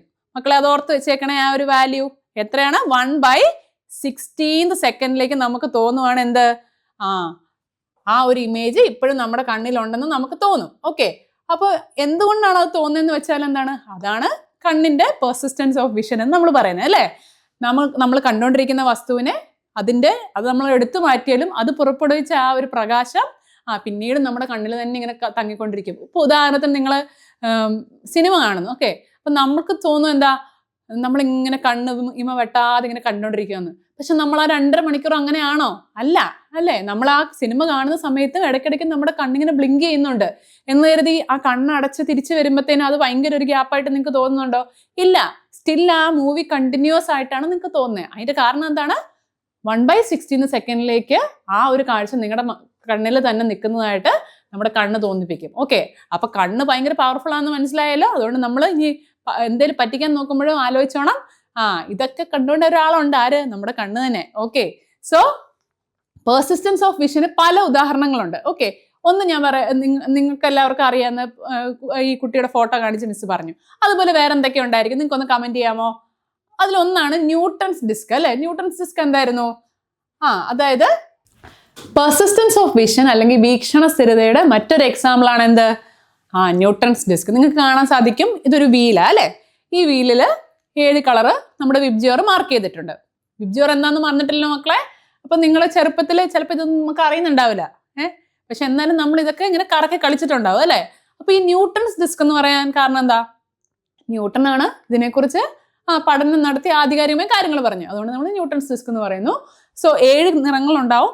അപ്പൊ ഇതൊരു വീലിൽ നമ്മൾ അറ്റാച്ച് ചെയ്തു. ഓക്കെ, എന്നിട്ട് സ്പീഡിൽ എന്തെങ്കിലും മോട്ടർ എന്തെങ്കിലും വെച്ച് കറക്കുവാണെങ്കിൽ നമുക്ക് മനസ്സിലാവും ഈ കളേഴ്സ് എല്ലാം കൂടെ നമുക്ക് വൈറ്റ് ആയിട്ട് ഒരു വെള്ള നിറത്തിലുള്ള വീല് സ്പീഡിൽ കറങ്ങുന്ന പോലെ നമുക്ക് തോന്നും. അതിന്റെ കാരണം എന്താണ്?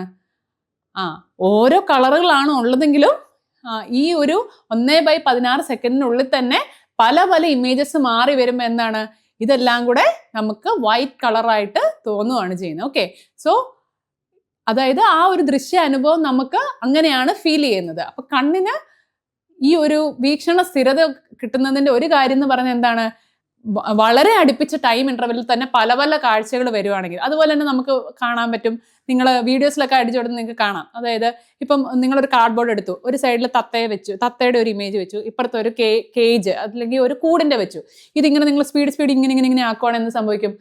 പുറത്തുനിന്ന് കാണുന്ന ഒരാൾക്ക് ഇല്ല നിങ്ങൾക്ക് തന്നെ ഫീൽ ചെയ്യും എന്താണ്, ഈ തത്ത കൂട്ടിലാണെന്ന്. കാരണം എന്താണ്, കുറച്ചൊരു ടൈം ഫ്രെയിമിൽ തന്നെ പല കാഴ്ചകൾ നിങ്ങൾ കാണുകയാണ്. അപ്പൊ കണ്ണിന് തന്നെ കൺഫ്യൂഷൻ ആവും എന്ന് പറയില്ലേ? അപ്പോൾ ഈ പെർസിസ്റ്റൻസ് ഓഫ് വിഷൻ എന്ന് പറയുന്നത് ഒത്തിരി നല്ല കാര്യങ്ങൾക്കുണ്ട്, അതുപോലെ തന്നെ നമുക്ക് ഒരു മായാലോകത്തേക്ക് എത്തിക്കുന്ന പോലെ നമുക്ക് തോന്നും. അപ്പൊ ഇത് നമ്മൾ സൂക്ഷിച്ച് മാത്രം ഉപയോഗിക്കേണ്ട കാര്യമാണ്. ഈ ചെറിയ പിള്ളേരെയൊക്കെ പറ്റിക്കാൻ വേണ്ടി നമുക്ക് ഉപയോഗിക്കാൻ പറ്റും, പക്ഷെ അത് നല്ല കാര്യങ്ങൾക്ക് വേണ്ടി മാത്രമായിരിക്കണം കേട്ടോ. അപ്പൊ നമ്മൾ ഇത്രയും നേരം പഠിച്ച എന്തായിരുന്നു? ഓരോ പ്രതിഭാസങ്ങളെ കുറിച്ചാണ്, അല്ലേ? വിഷനുമായി ബന്ധപ്പെട്ട, കാഴ്ചയുമായി ബന്ധപ്പെട്ട പല കാര്യങ്ങൾ. ഏതൊക്കെയായിരുന്നു മക്കളെ? വിസരണം പഠിച്ചു, പിന്നെന്താണ്, പ്രകീർണനം പഠിച്ചിട്ടുണ്ട് നിങ്ങൾ ഓൾറെഡി, അപവർത്തനം പഠിച്ചിട്ടുണ്ട്. ഇതുമായിട്ട് ബന്ധപ്പെട്ട് നമുക്ക് ഓരോ ഒബ്ജക്ട്സിന് എങ്ങനെയാണ് തോന്നുന്നതെന്നൊക്കെയാണ് നമ്മൾ പഠിച്ചത്, അല്ലേ? അപ്പൊ ഇനി നമ്മൾ പഠിക്കാൻ പോകുന്നത് നമ്മുടെ കണ്ണുമായി ബന്ധപ്പെട്ട ചില കാര്യങ്ങളെയാണ്. ഓക്കെ, അത് വളരെ ഇമ്പോർട്ടൻ്റ് അല്ലേ? കണ്ണിന്റെ ബേസിക് കാര്യങ്ങൾ അറിഞ്ഞാലേ നമുക്ക് കൂടുതൽ കാര്യങ്ങൾ പറയാൻ പറ്റുള്ളൂ. അപ്പൊ അതിലൊന്നാണ് power of accommodation. Power of accommodation എന്ന് വെച്ചാൽ എന്താണ്? നമുക്കറിയാം, നമ്മുടെ കണ്ണ് എന്ന് പറയുന്നത് ഒരു പ്രത്യേക തരത്തിലുള്ള ലെൻസ് ആണ്. ഓക്കെ, ഈ ലെൻസ് അതിനെന്താണ്, ഫോക്കൽ ലെങ്ത് ഉണ്ട്, അതുപോലെ തന്നെ വക്രതയുണ്ട്, കർവേച്ചർ എന്ന് നമ്മൾ പറയും. അപ്പോൾ അടുത്തുള്ള വസ്തുക്കളെ ആണെങ്കിലും അകലെയുള്ള വസ്തുക്കളെ ആണെങ്കിലും എന്താണ്, ഒരുപോലെ അത് കാണാൻ പറ്റുന്ന രീതിയിൽ നമ്മൾ കണ്ണിനുള്ള ക്ഷമതേനെയാണ് നമ്മൾ എന്ത് പറയുന്നത്, പവർ ഓഫ് അക്കോമഡേഷൻ. അതായത് കണ്ണിന് ഏത് രീതിയിൽ നമ്മൾ പറയില്ലേ, നമ്മൾ നമ്മുടെ എല്ലാ ജീവിത സാഹചര്യങ്ങളോട് അഡ്ജസ്റ്റ് ചെയ്യണം അല്ലേ. സന്തോഷമുള്ള സമയം ഉണ്ടാവും, സങ്കടമുള്ള സമയം ഉണ്ടാവും അല്ലേ. ഇപ്പൊ പരീക്ഷയുടെ സമയമാകുമ്പോൾ നിങ്ങൾക്ക് കുറച്ച് സങ്കടമൊക്കെ ഉണ്ടാവും, എന്താ കളിക്കാനൊന്നും പോകാൻ പറ്റുന്നത്. പക്ഷെ കുറച്ച് കഴിയുമ്പോൾ വെക്കേഷൻ തുടങ്ങുമ്പോൾ സന്തോഷമാവില്ലേ. അപ്പൊ അതുപോലെ അടുത്തുള്ളതും അകലെയുള്ളതും രണ്ടും ഒരേപോലെ കൺസിഡർ ചെയ്യാൻ പറ്റണം അല്ലേ. അപ്പൊ അങ്ങനെയുള്ള രീതിയിൽ നിങ്ങൾക്കറിയാം, കാഴ്ച കറക്റ്റ് ആയിട്ടുള്ള ഒരാളെ സംബന്ധിച്ചിടത്തോളം അടുത്തുള്ള വസ്തുക്കളും നന്നായി കാണാം, അകലെയുള്ള വസ്തുക്കളും ഒരേപോലെ കാണാം. ഓക്കെ, അപ്പോൾ ഐസിന്റെ പവർ ഓഫ് അക്കോമഡേഷൻ അല്ലെങ്കിൽ സംജ്ഞനക്ഷമത എന്ന് പറയുന്നത് എന്താണ്? വസ്തുക്കൾ എവിടെയായിരുന്നാലും, അടുത്തായിരുന്നാലും അകലെ ആയിരുന്നാലും, ലെൻസ്, നമ്മുടെ കണ്ണിലുള്ള ലെൻസ്, അതിന്റെ വക്രതയും ഫോക്കൽ ലെങ്തും അതിനനുസരിച്ച് അഡ്ജസ്റ്റ് ചെയ്ത് നമുക്ക് നമ്മൾ കാഴ്ചകൾ കറക്റ്റ് ആയിട്ട് കാണാൻ പറ്റുന്ന അവസ്ഥേനെയാണ് power of accommodation of eye എന്ന് പറയുന്നത്. ഓക്കെ, സോ നമ്മുടെ ഐസിന് പവർ ഓഫ് അക്കോമഡേഷൻ നന്നായിട്ടാണെന്നുണ്ടെങ്കിൽ നമുക്ക് എല്ലാ കാര്യങ്ങളും നന്നായിട്ട് കാണാം. പക്ഷെ ചില സമയത്ത് ചിലർക്ക് അടുത്തുള്ള വസ്തുക്കൾ കാണാൻ ബുദ്ധിമുട്ടുണ്ടാവും, ചിലർക്ക് അകലെയുള്ള വസ്തുക്കൾ കാണാൻ ബുദ്ധിമുട്ടുണ്ടാവും. അതെന്തുകൊണ്ടാണ്? ഈ പവർ ഓഫ് അക്കോമഡേഷന് കാര്യമായിട്ടുള്ള തകരാറുകൾ വരുമ്പോഴാണ്. ഓക്കെ, അപ്പൊ അങ്ങനെ തകരാറുകൾ വരാതിരിക്കാൻ നമ്മൾ എന്ത് ചെയ്യണം? നമ്മൾ നമ്മുടെ ഐസിനെ പ്രോപ്പറായിട്ട് സൂക്ഷിക്കണം. ഓക്കെ, സോ നമ്മുടെ ഐസിന്റെ പവർ ഓഫ് അക്കോമഡേഷനെ കുറിച്ച് നമ്മൾ പഠിച്ചു അല്ലേ. ഏത് ദൂരത്തിലുള്ളതാണെങ്കിലും അടുത്താണെങ്കിലും അകലെയാണെങ്കിലും ഒരുപോലെ നമുക്ക് കാണാൻ പറ്റും. എന്തിനെ ബേസ് ചെയ്ത്? ഐ ലെൻസ് തന്നെ അഡ്ജസ്റ്റ് ചെയ്യും, അതിന്റെ വക്രതയും ഫോക്കൽ ലെങ്തും ഒക്കെ. ഓക്കെ, അപ്പൊ എന്താണ്?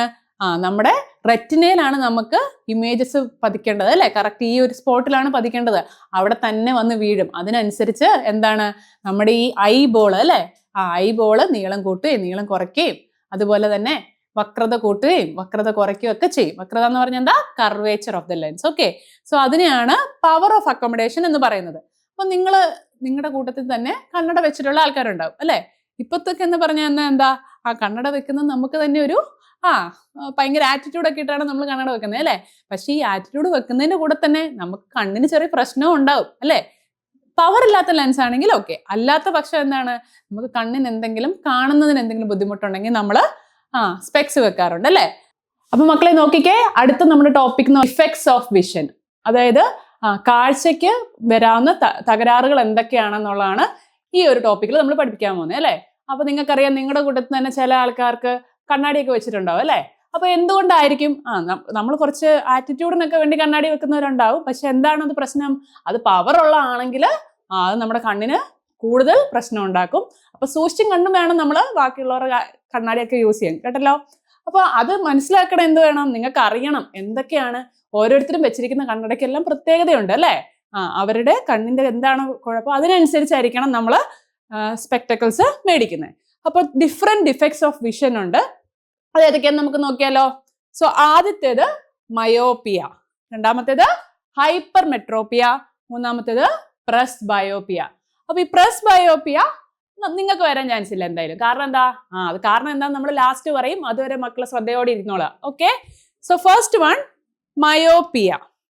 നോക്കിക്കേ മക്കളെല്ലാരും ഈ ഫിഗറിലോട്ട് നോക്കിക്കേ. എന്താ നിങ്ങൾക്ക് കാണാൻ പറ്റുന്നേ? മനോഹരമായ നമ്മുടെ കണ്ണിന്റെ പോലത്തെ ഒരു ഇമേജ് കൊടുത്തിട്ടുണ്ട് അല്ലേ. എല്ലാവർക്കും കാണാവോ? അതിൽ ശ്രദ്ധിച്ചേ, ഇത് കണ്ണിന്റെ ഒരു ഇമേജ് കൊടുത്തിട്ടുണ്ട്. നമ്മുടെ ഒരു ഐബോളിന്റെ ഷേപ്പ് അല്ലേ. അപ്പൊ അതിൽ നിങ്ങൾക്ക് കാണാൻ സാധിക്കും എവിടെയാണ് നമുക്ക് ശരിക്കും നമ്മുടെ ഇമേജ് ഫോം ചെയ്യേണ്ടത്. നമ്മുടെ കണ്ണിൽ എവിടെയാണ് നമ്മൾ ഇമേജ് ശരിക്കും ഫോം ചെയ്യേണ്ടത് മക്കളെ? റെറ്റിനയിലാണ് ശരിക്കും ഇമേജ് ഫോം ചെയ്യേണ്ടത്. പക്ഷെ ഈ ഒരു പിക്ചറിലേക്ക് നോക്കിക്കേ, റെറ്റിനയിലാണോ ഇമേജ് ഫോം ചെയ്തിരിക്കുന്നത്? ഇവിടെയായിരുന്നു ഫോം ചെയ്യേണ്ടിയിരുന്നത്. പക്ഷെ ഇത് ഫോം ചെയ്തിരിക്കുന്നത് എവിടെയാണ്? കുറച്ചും കൂടെ മുൻപിലാണ്. അതായത് image is form in front of the retina. അപ്പൊ റെറ്റിനയിൽ ഫോം ചെയ്യേണ്ടതിന് പകരം ഇൻ ഫ്രണ്ട് ഓഫ് ദ റെറ്റിനയിലാണ് ഇമേജ് ഫോം ചെയ്യുന്നത്. അപ്പൊ അതിനർത്ഥം എന്തോ ഒരു പ്രശ്നം ഉണ്ടെന്നല്ലേ. അപ്പൊ മയോപ്പിയ മലയാളത്തിൽ നമ്മൾ എന്ത് പറയും? ഹ്രസ്വദൃഷ്ടി അല്ലെ. ഹ്രസ്വദൃഷ്ടി. വേറെ ഒരു പേരുണ്ട് മയോപ്പിയക്ക്, നിയർ സൈറ്റഡ്നെസ്, അതായത് അല്ലെങ്കിൽ ഷോർട്ട് സൈറ്റഡ്നെസ്. നമ്മൾ പറയും എനിക്ക് ഷോർട്ട് സൈറ്റ് ആണെന്ന് പറയും. അതിന്റെ അർത്ഥം എന്താ? അതായത് ഈ തരത്തിലുള്ള വിഷന്റെ ഡിഫക്റ്റ് ഉള്ള ആൾക്കാർക്ക് അടുത്തുള്ള കാര്യങ്ങൾ നന്നായിട്ട് കാണാൻ പറ്റും, എന്നാൽ അകലെയുള്ള കാര്യങ്ങൾ അവർക്ക് കറക്റ്റായിട്ട് കാണാൻ പറ്റില്ല. അതാണ് myopic defect of vision. Okay, myopia. Okay, അപ്പൊ മയോപ്പിയയില് അവരെ സംബന്ധിച്ചിടത്തോളം അടുത്തുള്ള കാര്യങ്ങൾ അവർക്ക് നന്നായിട്ട് കാണാൻ പറ്റും, അകലെയുള്ളത് കാണാൻ പറ്റില്ല. അത്തരത്തിലുള്ള ആൾക്കാരെ സംബന്ധിച്ചിടത്തോളം ഫാർ പോയിന്റ് എന്ന് പറയുന്നത് എന്തായിരിക്കും? ഇൻഫിനിറ്റി ആയിരിക്കത്തില്ല. Far point will be less than infinity. അതായത് ഒരു സാധാരണ ഒരാളെ സംബന്ധിച്ചിടത്തോളം അങ്ങ് അകലെയുള്ള കാര്യങ്ങൾ ഏറ്റവും ദൂരത്ത് കാണാൻ പറ്റുന്ന കാര്യം എന്ന് പറഞ്ഞാൽ ഇൻഫിനിറ്റി ആയിരിക്കും, അനന്തതയായിരിക്കും അല്ലെ. അനന്താജ്ഞാതം എന്നൊക്കെ നിങ്ങൾ കേട്ടിട്ടില്ലേ? അനന്തത എന്ന് പറഞ്ഞാൽ അങ്ങ് വരെ കാണാം. ഈവൻ സ്റ്റാർസിനെ വരെ നമുക്ക് ഇങ്ങനെ നോക്കിയാൽ നന്നായിട്ട് കാണാം. പക്ഷെ ഇവരെ സംബന്ധിച്ചോടെ എന്താ, അവരുടെ ഫാർ പോയിന്റ് എന്ന് പറഞ്ഞത് ഇൻഫിനിറ്റി വരെ ഒന്നും എത്തില്ല. അതിനു മുന്നേ തന്നെ എന്ത് പറ്റും, ഇമേജസ് ബ്ലർ ആയി പോകും. മനസ്സിലായോ? അപ്പോൾ മയോപിക് ഐ ഉള്ളവരുടെ ഈ ഒരു ഷോർട്ട് സൈറ്റഡ്നെസ്, അതായത് അകലെയുള്ള കാര്യങ്ങൾ കാണാൻ പറ്റില്ല എന്ന് പറഞ്ഞ ആ ഒരു ബുദ്ധിമുട്ടിനെ പരിഹരിക്കാൻ നമുക്ക് ഏത് ടൈപ്പ് ഓഫ് ലെൻസ് ഉപയോഗിക്കാം മക്കളെ? പലതരത്തിലുള്ള ലെൻസ് ഉണ്ട് അല്ലേ. കോൺകേവ് ഉണ്ട്, കോൺവെക്സ് ഉണ്ട്. നിങ്ങൾ അത് ഓൾറെഡി പഠിച്ചിട്ടുണ്ടാവും. അപ്പം മയോപിക് ഐ ഉള്ള ആൾക്കാർക്ക് ഈ ഒരു ഡിഫക്റ്റ് കറക്റ്റ് ചെയ്യാൻ വേണ്ടി നമ്മൾ ഉപയോഗിക്കുന്ന ഏത് തരത്തിലുള്ള ലെൻസ് ആണ്? Concave lens. Okay, concave lens ഉപയോഗിച്ചാണ് നമ്മൾ മയോപ്പിയ കറക്റ്റ് ചെയ്യുന്നത്. കോൺകേവ് ലെൻസ് ഉപയോഗിച്ച് കഴിയുമ്പോൾ ശ്രദ്ധിച്ചേ, ഇവിടെ ലൈറ്റ് റേസ് കറക്റ്റ് ആയിട്ട് കോൺകേവ് ലെൻസിലൂടെ കടന്നു വിട്ട് അതിനുശേഷം ഐസിലെത്തി കറക്റ്റ് ആയിട്ട് ഇവിടെ നോക്കിക്കേ ഇമേജ് റെറ്റിനെ തന്നെ ഫോം ചെയ്തു. സോ മയോപ്പിയ എന്ന് വെച്ചാൽ എന്താണ്? Near sightedness or short sightedness. ഇത്തരത്തിലുള്ളവർക്ക് far point will be nearer than infinity. Okay, ഇൻഫിനിറ്റിയെക്കാളും നിയറർ ആയിട്ടുള്ള സ്ഥലത്ത് തന്നെ അവരുടെ കാഴ്ച ബ്ലർ ആയി പോകും. ഓക്കെ, അപ്പോൾ എങ്ങനെ കറക്റ്റ് ചെയ്യാം? Concave lens. So using concave lens we can rectify what? Myopia, ഹ്രസ്വദൃഷ്ടി. മനസ്സിലായോ മക്കളെ? ഇനി അടുത്തത് നോക്കിക്കേ, ഹൈപ്പർമെട്രോപ്പിയ. Myopia, hypermetropia. അപ്പൊ മയോപ്പിയ എന്തായിരുന്നു? ഹ്രസ്വദൃഷ്ടി. അപ്പൊ അതിന്റെ ഓപ്പോസിറ്റ് എന്തായിരിക്കും? ദീർഘദൃഷ്ടി. ഹൈപ്പർമെട്രോപ്പിയ എന്ന് പറഞ്ഞാൽ ദീർഘദൃഷ്ടി. എന്തായിരിക്കും അതിന്റെ വേറെ തരത്തിലുള്ള നാമങ്ങള്? ഇത് നിങ്ങൾക്ക് മാറി മറിച്ചൊക്കെ ചോദിക്കാം. അപ്പൊ മക്കളെല്ലാം കറക്റ്റ് ആയിട്ട് ഒരു ഓർഡറിൽ വേണം, ഇല്ല ഒന്ന് സീക്വൻസ് ആയിട്ട് വേണം ഓർത്തിരിക്കാൻ. ഇതിന് നമ്മൾ പറയുന്നത് ലോങ് സൈറ്റഡ്നെസ് എന്നാണ്. അതായത് ലോങ് സൈറ്റഡ്നെസ് എന്ന് വെച്ചാൽ എന്താ അല്ലെ, ഫാർ സൈറ്റഡ്നെസ്. അതിന്റെ അർത്ഥം ഇത്തരക്കാർക്ക് അകലെയുള്ള കാര്യങ്ങൾ നന്നായിട്ട് കാണാൻ പറ്റും, പക്ഷെ അടുത്തുള്ള കാര്യങ്ങൾ കാണാൻ പറ്റില്ല. മനസ്സിലായോ? അപ്പൊ ഇങ്ങനെയുള്ള ആൾക്കാർക്ക് ഹൈപ്പർ മെട്രോപ്പിയ എന്ന് നമ്മൾ പറയുന്നത്. ഹൈപ്പർ മെട്രോപ്പിയയുടെ കാര്യം നിങ്ങളൊന്ന് ശ്രദ്ധിച്ചേ. നേരത്തെ നമ്മൾ പഠിച്ച മയോപ്പിയയിൽ എങ്ങനെയായിരുന്നു? മയോപ്പിയയില് ഈ ഒരു ഇമേജ് എല്ലാവരും ഒന്ന് ശ്രദ്ധിച്ചേ. മയോപ്പിയയില് എങ്ങനെയായിരുന്നു? ഇമേജ് റെറ്റിനയിൽ ഫോം ചെയ്യേണ്ടതിന് പകരം എവിടെയായിരുന്നു ഫോം ചെയ്തത്? ഇൻ ഫ്രണ്ട് ഓഫ് ദ റെറ്റിനയാണ്. എന്നാൽ ഇവിടെയോ? ഇവിടെ നിങ്ങൾക്ക് കാണാൻ പറ്റും, റെറ്റിനയുടെ പുറകിൽ അല്ലെങ്കിൽ ബിഹൈൻഡ് ദ റെറ്റിന ആയിരിക്കും എന്ത് ഫോം ചെയ്യുന്നത്? ഇമേജ് ഫോം ചെയ്യുന്നത്. ഹൈപ്പർ മെട്രോപ്പിയ ഐ ഉള്ള ഒരാളെ സംബന്ധിച്ചിടത്തോളം. അപ്പോൾ ഇതിങ്ങനെ നമുക്ക് കറക്റ്റ് ചെയ്യാന്നുള്ളതാണ്. അപ്പൊ ഇത്തരക്കാരുടെ ഒരു പ്രത്യേകത എന്ന് പറഞ്ഞാൽ ഓൾറെഡി പറഞ്ഞു മിസ്, എന്താ അടുത്തുള്ള കാര്യങ്ങൾ കാണാൻ പറ്റില്ല എന്ന്. അപ്പോൾ ഇങ്ങനത്തെ പ്രശ്നമുള്ള ആൾക്കാർക്ക് നിയർ പോയിന്റ് എന്ന് വെച്ചാൽ എന്താ? ഏറ്റവും അടുത്ത് അല്ലെ. അപ്പൊ അവർക്ക് എന്ന് പറഞ്ഞാൽ നിയർ പോയിന്റ് 25 സെന്റിമീറ്ററിനേക്കാളും കുറവായിരിക്കും. ഒരു നോർമൽ ഐ വിഷൻ ഉള്ള ഒരാൾക്ക് നിയർ പോയിന്റ് എന്ന് പറഞ്ഞാൽ 25 സെന്റിമീറ്റർ ആയിരിക്കും. അതായത് ഏറ്റവും അടുത്തുള്ള ഒരു വസ്തു. ഇപ്പൊ നിങ്ങൾ ഉറങ്ങുകയാണോ, ചിലപ്പോൾ നിങ്ങളിങ്ങനെ ബുക്ക് ഇങ്ങനെ കണ്ണയിലൊക്കെ വെച്ചിട്ടൊക്കെ ഉറങ്ങുന്ന പിള്ളേരുണ്ട് അല്ലേ. മിസ് ചുമ്മാ പറഞ്ഞാ, നിങ്ങളെ പറ്റിയല്ല കേട്ടോ. അപ്പൊ അങ്ങനെ നമ്മൾ അറിയാതെ ചിലപ്പം നമ്മുടെ പാരന്റ്സിനെയൊക്കെ പറ്റിക്കാൻ നിങ്ങൾ അങ്ങനെ ചെയ്യാറുണ്ട്. പക്ഷെ ശരിക്കും നിങ്ങൾ ഇത്രയും അടുത്ത് വെച്ചാൽ നിങ്ങൾക്ക് കാണുമോ എന്തെങ്കിലും? ഇല്ല. മിനിമം ഒരു 25 സെന്റിമീറ്റർ എങ്കിലും ഡിസ്റ്റൻസിൽ പിടിച്ചാലേ നിങ്ങൾക്ക് കറക്റ്റ് ആയിട്ടൊരു സാധനം കാണാൻ പറ്റുള്ളൂ അല്ലേ. വ്യക്തമായി ക്ലാരിറ്റിയോടെ കാണാൻ പറ്റുള്ളൂ. പക്ഷെ ഹൈപ്പർ മെട്രോപ്പിക് ഐ ഉള്ള ആൾക്കാരെ സംബന്ധിച്ചിടത്തോളം എന്താണ്? അവരുടെ നിയർ പോയിന്റ് എന്ന് പറഞ്ഞാൽ 25 സെന്റിമീറ്ററിനേക്കാളും കൂടുതലായിരിക്കും. അവർക്ക് 25 സെന്റിമീറ്ററിൽ വെച്ചാലും അവർക്ക് അത്രയും നന്നായിട്ട് കാണാൻ പറ്റില്ല. കുറച്ചും കൂടെ നീക്കി അങ്ങോട്ട് പിടിച്ചാൽ മാത്രമേ എന്ത് കാണാൻ പറ്റുള്ളൂ? അവർക്ക് അടുത്തുള്ള വസ്തുക്കൾ നന്നായിട്ട് കാണാൻ പറ്റുള്ളൂ. So for people with hypermetropic eye, എന്താണ് ഹൈപ്പർ മെട്രോപ്പിയ ഐ ഉള്ള ആൾക്കാർക്ക് near point will be more than 25 centimetre. അവർക്ക് നിയർ പോയിന്റ് 25 സെന്റിമീറ്റർ ആയിരിക്കത്തില്ല. ഓക്കെ, അപ്പൊ എങ്ങനെയാണ് നമുക്ക് ഹൈപ്പർ മെട്രോപ്പിക് ഐ ഉള്ളതിന്റെ കറക്ഷൻ നടത്താൻ പറ്റുക? അതായത് റെറ്റിനയുടെ പുറകിൽ ഫോം ചെയ്യുന്ന ഇമേജിനെ നമുക്ക് തിരിച്ച് എങ്ങോട്ട് കൊണ്ടുവരണം മക്കളെ? ഇപ്പൊ നിങ്ങള് ഇടയ്ക്ക് നിങ്ങൾക്ക് ഫോക്കസ് വിട്ടു പോകുന്നുണ്ടാവും. പക്ഷെ തിരിച്ചു കൊണ്ടുവരാനാണ് നമ്മൾ എന്താ അവോധയിൽ നിങ്ങൾക്ക് ഇങ്ങനെ വൺ ഷോട്ട് സീരീസ് ഒക്കെ തരുന്നേ അല്ലേ. ചാപ്റ്റർ മുഴുവൻ ഒന്നും കൂടെ ഒന്ന് പഠിച്ച് തിരിച്ചു വരാൻ വേണ്ടിയിട്ട്. അതുപോലെ തിരിച്ച് നമ്മുടെ റെറ്റിനയിലേക്ക് തന്നെ കൊണ്ടുവരണം. ആരെ? നമ്മുടെ ഇമേജിനെ. അപ്പൊ അതിനു വേണ്ടി നമ്മൾ എന്തുപയോഗിക്കും? Convex lens. Okay, so convex lens ഉപയോഗിച്ചിട്ടാണ് ഹൈപ്പർ മെട്രോപ്പിക് ഐയുടെ ഡിഫക്റ്റിനെ നമ്മൾ തിരുത്തുന്നത്. ഒരു കോൺവെക്സ് ലെൻസ് ആണ് നമ്മൾ ഉപയോഗിക്കുന്നതെങ്കിൽ, കണ്ണടയാണ് ഉപയോഗിക്കുന്നതെങ്കിൽ അതിലൂടെ പ്രകാശം കടന്നു വന്ന് നമ്മുടെ കണ്ണിലേക്ക് കയറി അതിന് ശേഷം എന്ത് പറ്റും? ഈ ലൈറ്റ് റേസിനെ എല്ലാം ഫോക്കസ് ചെയ്ത് തിരിച്ച് റെറ്റിനയിൽ തന്നെ പിന്നെയും ഇമേജ് പതിപ്പിക്കും. മനസ്സിലായോ മക്കളെ? അപ്പൊ ഹൈപ്പർ മെട്രോപിക് ആയി നമ്മൾ എങ്ങനെ തിരുത്തും, ഇല്ല എങ്ങനെയാണ് നമ്മൾ അതിനെ റെക്ടിഫൈ ചെയ്യുന്നത്? എങ്ങനെയാണ്? ദീർഘദൃഷ്ടിയുള്ളവർക്ക് നമ്മൾ കോൺവെക്സ് ലെൻസ് ഉപയോഗിച്ചിട്ടാണ് നമ്മൾ അത് കറക്റ്റ് ചെയ്യുന്നത്. മറക്കരുത്, നിയർ പോയിന്റ് 25 സെന്റിമീറ്ററിൽ കൂടുതലായിരിക്കും. ഇത്തരത്തിലുള്ളവർക്ക് എന്താണ്, അകലെയുള്ള കാര്യങ്ങൾ നന്നായിട്ട് കാണാൻ പറ്റും, അടുത്തുള്ള കാര്യങ്ങൾ കാണുന്നതിലാണ് പ്രശ്നമുള്ളത്. അപ്പം മാറിപ്പോവില്ലല്ലോ. Myopia, hypermetropia. ഒന്ന് ഷോർട്ട് സൈറ്റ്, ഒന്ന് ലോങ് സൈറ്റ്. ഷോർട്ട് സൈറ്റ് എന്ന് വെച്ചാൽ എന്താ? ഷോർട്ട് സൈറ്റിലുള്ള അടുത്തുള്ള കാര്യങ്ങൾ കാണാം, അകലെയുള്ളത് കാണത്തില്ല. ഹൈപ്പർ മെട്രോപ്പിയ എന്ന് വെച്ചാൽ എന്താ? ലോങ് സൈറ്റ്, അകലെയുള്ള കാര്യങ്ങൾ കാണാം, അടുത്തുള്ളത് കാണാൻ പറ്റത്തില്ല. മനസ്സിലായല്ലോ? അപ്പം മയോപ്പിയ ഐ ഉള്ളവർ എങ്ങനെയാണ് കറക്റ്റ് ചെയ്യുക മക്കളെ? മയോപ്പിക് ഐ ഉള്ളവര് എന്തുപയോഗിച്ചാ? കോൺകേവ് ലെൻസ് ഉപയോഗിച്ച് ചെയ്യും. അപ്പൊ നമ്മുടെ കോൺവെക്സ് ലെൻസ് എവിടെ ഉപയോഗിക്കുന്നത്? ഹൈപ്പർ മെട്രോപ്പിയല്. ഓക്കെ ആണോ? ഇനി അടുത്ത് നോക്ക്. നമ്മുടെയൊക്കെ ഗ്രാൻഡ് പാരൻസ് അല്ലേ, ഇപ്പം നമ്മുടെ വീട്ടിലുള്ള അച്ചാച്ചനോ അമ്മച്ചിയൊക്കെ പറയുന്നേക്കാം, കണ്ണട എന്തേ കാണുന്നില്ല, പക്ഷെ ലാസ്റ്റ് എവിടെ തന്നെ ആയിരിക്കും കണ്ണട. നമുക്കും പറ്റാറുണ്ട് അല്ലേ? അവരുടെ തല തന്നെ ഇരിപ്പുണ്ടാവും. അപ്പൊ അത് മറവി രോഗം കൊണ്ട്. പക്ഷെ ഇവിടെ നമ്മൾ പറയുന്നത് എന്താ? പ്രസ് ബയോപ്പിയ, അതായത് പ്രായമായ ആളുകളിൽ കാണുന്നത്. It is called as far sightedness which occur in the age. Okay, old ഏജിൽ വരുന്ന ദീർഘദൃഷ്ടിയാണ് എന്ത് നമ്മൾ പറയുന്ന presbyopia. Presbyopia main ആയിട്ട് ഉണ്ടാവാനുള്ള കാരണം എന്താണ്? നമുക്കറിയാം, നമ്മൾ പ്രായമാകുമ്പോൾ നമ്മുടെ ശരീരത്തിൽ പല മാറ്റങ്ങളും സംഭവിക്കുന്നുണ്ട് അല്ലേ? അപ്പൊ അതുപോലെ സിലിയറി മസിൽസ് വീക്ക് ആവും. എന്താണ് ഈ സിലിയറി മസിൽസ്? നമ്മുടെ കണ്ണിന്റെ സമജ്ഞന ക്ഷമത, പവർ ഓഫ് അക്കോമഡേഷൻ നമ്മൾ പഠിച്ചായിരുന്നോ? അതായത് ഏത് ദൂരത്തിലും, അടുത്താണെങ്കിലും അകലെയുള്ള വസ്തുക്കളെ ഒരേപോലെ നന്നായിട്ട് കാണാൻ പറ്റണം. അതിനെയാണ് എന്ത് മക്കളെ നമ്മൾ പറയുന്നേ? എന്തായിരുന്നു? ഒന്ന് കമന്റ് ചെയ്തേ. Power of accommodation. So power of അക്കോമഡേഷനെ നമ്മുടെ ലെൻസിൽ, ഐ ലെൻസ് കൺട്രോൾ ചെയ്യുന്ന എന്തിന്റെ ബേസിസിലാ? ഈ സീലിയറി മസിൽസിന്റെ ബേസിസിലാ.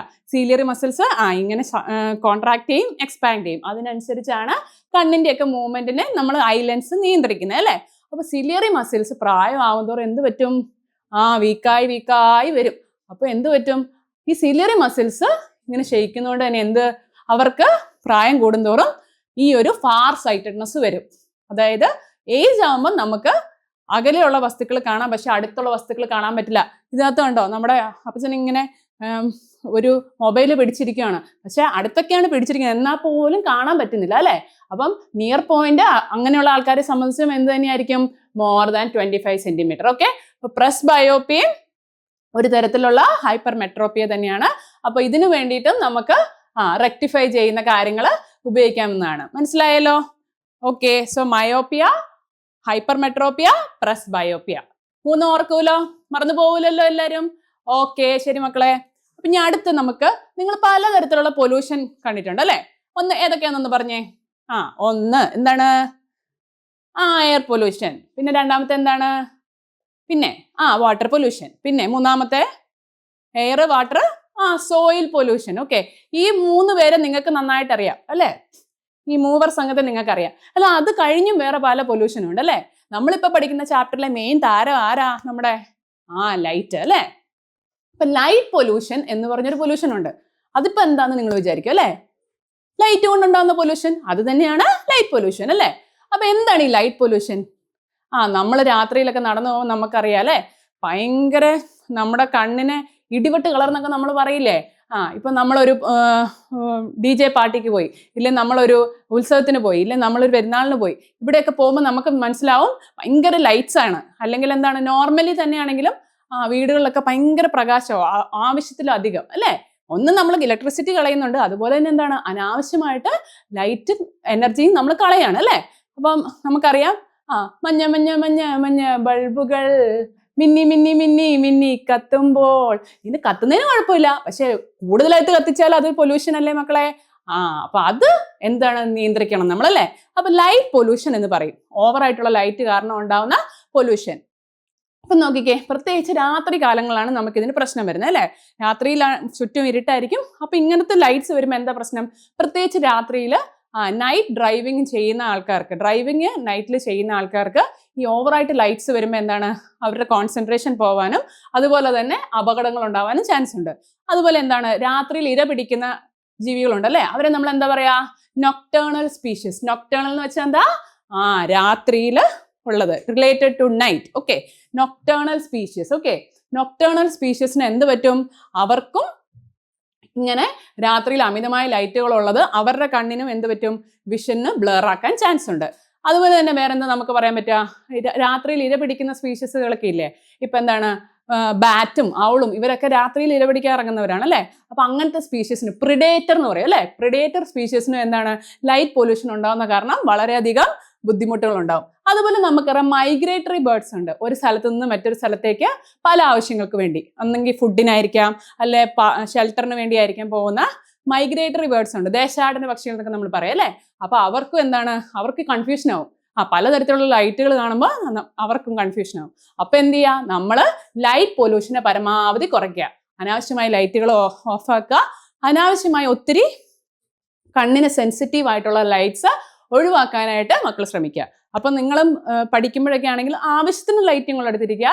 പക്ഷെ അനാവശ്യത്തിന് വേണ്ടി ആയിട്ടുള്ള ലൈറ്റ്സ് ഇട്ട് നമ്മുടെ കണ്ണിനെ നമ്മൾ സ്ട്രെയിൻ ചെയ്യാതിരിക്കുക. അപ്പൊ ഓക്കെ അല്ലേ മക്കളെ?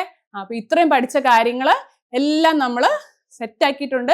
അപ്പോൾ അവബോധ ഫാമിലിയിൽ നമ്മളിപ്പോൾ എടുക്കുന്ന ഈ 1 ഷോട്ട് സീരീസുകളെല്ലാം എന്താണ്, നിങ്ങൾ ഒരു ചാപ്റ്റർ ഈ ഒരു 1 hour കൊണ്ട് നമ്മൾ ഫുൾ ഒന്നും കൂടെ ഒന്ന് റിവൈൻഡ് ചെയ്യുകയാണ്. നിങ്ങളുടെ ഇതൊന്നുകൂടെ ബ്രഷപ്പ് ചെയ്യണം അല്ലേ? അപ്പോൾ കൺസെപ്റ്റ്സ് എല്ലാം ക്ലിയർ ആയോ ഈ ചാപ്റ്ററിലെ? എന്തെങ്കിലും ഡൗട്ട് ഉണ്ടെങ്കിൽ നിങ്ങൾ എന്ത് ചെയ്യുക? താഴെ കമന്റ് ചെയ്യുക. ഡൗട്ട്സിനനുസരിച്ച് മിസ് അത് റിപ്ലൈ തരുന്നതായിരിക്കും. ഓക്കെ അല്ലേ? അപ്പൊ world of colours and vision എന്ന് പറഞ്ഞ ചാപ്റ്റർ ഇനി ആരും മറക്കത്തില്ലല്ലോ. സെറ്റ് അല്ലേ? ഓക്കെ എന്നാ ബൈ ബൈ.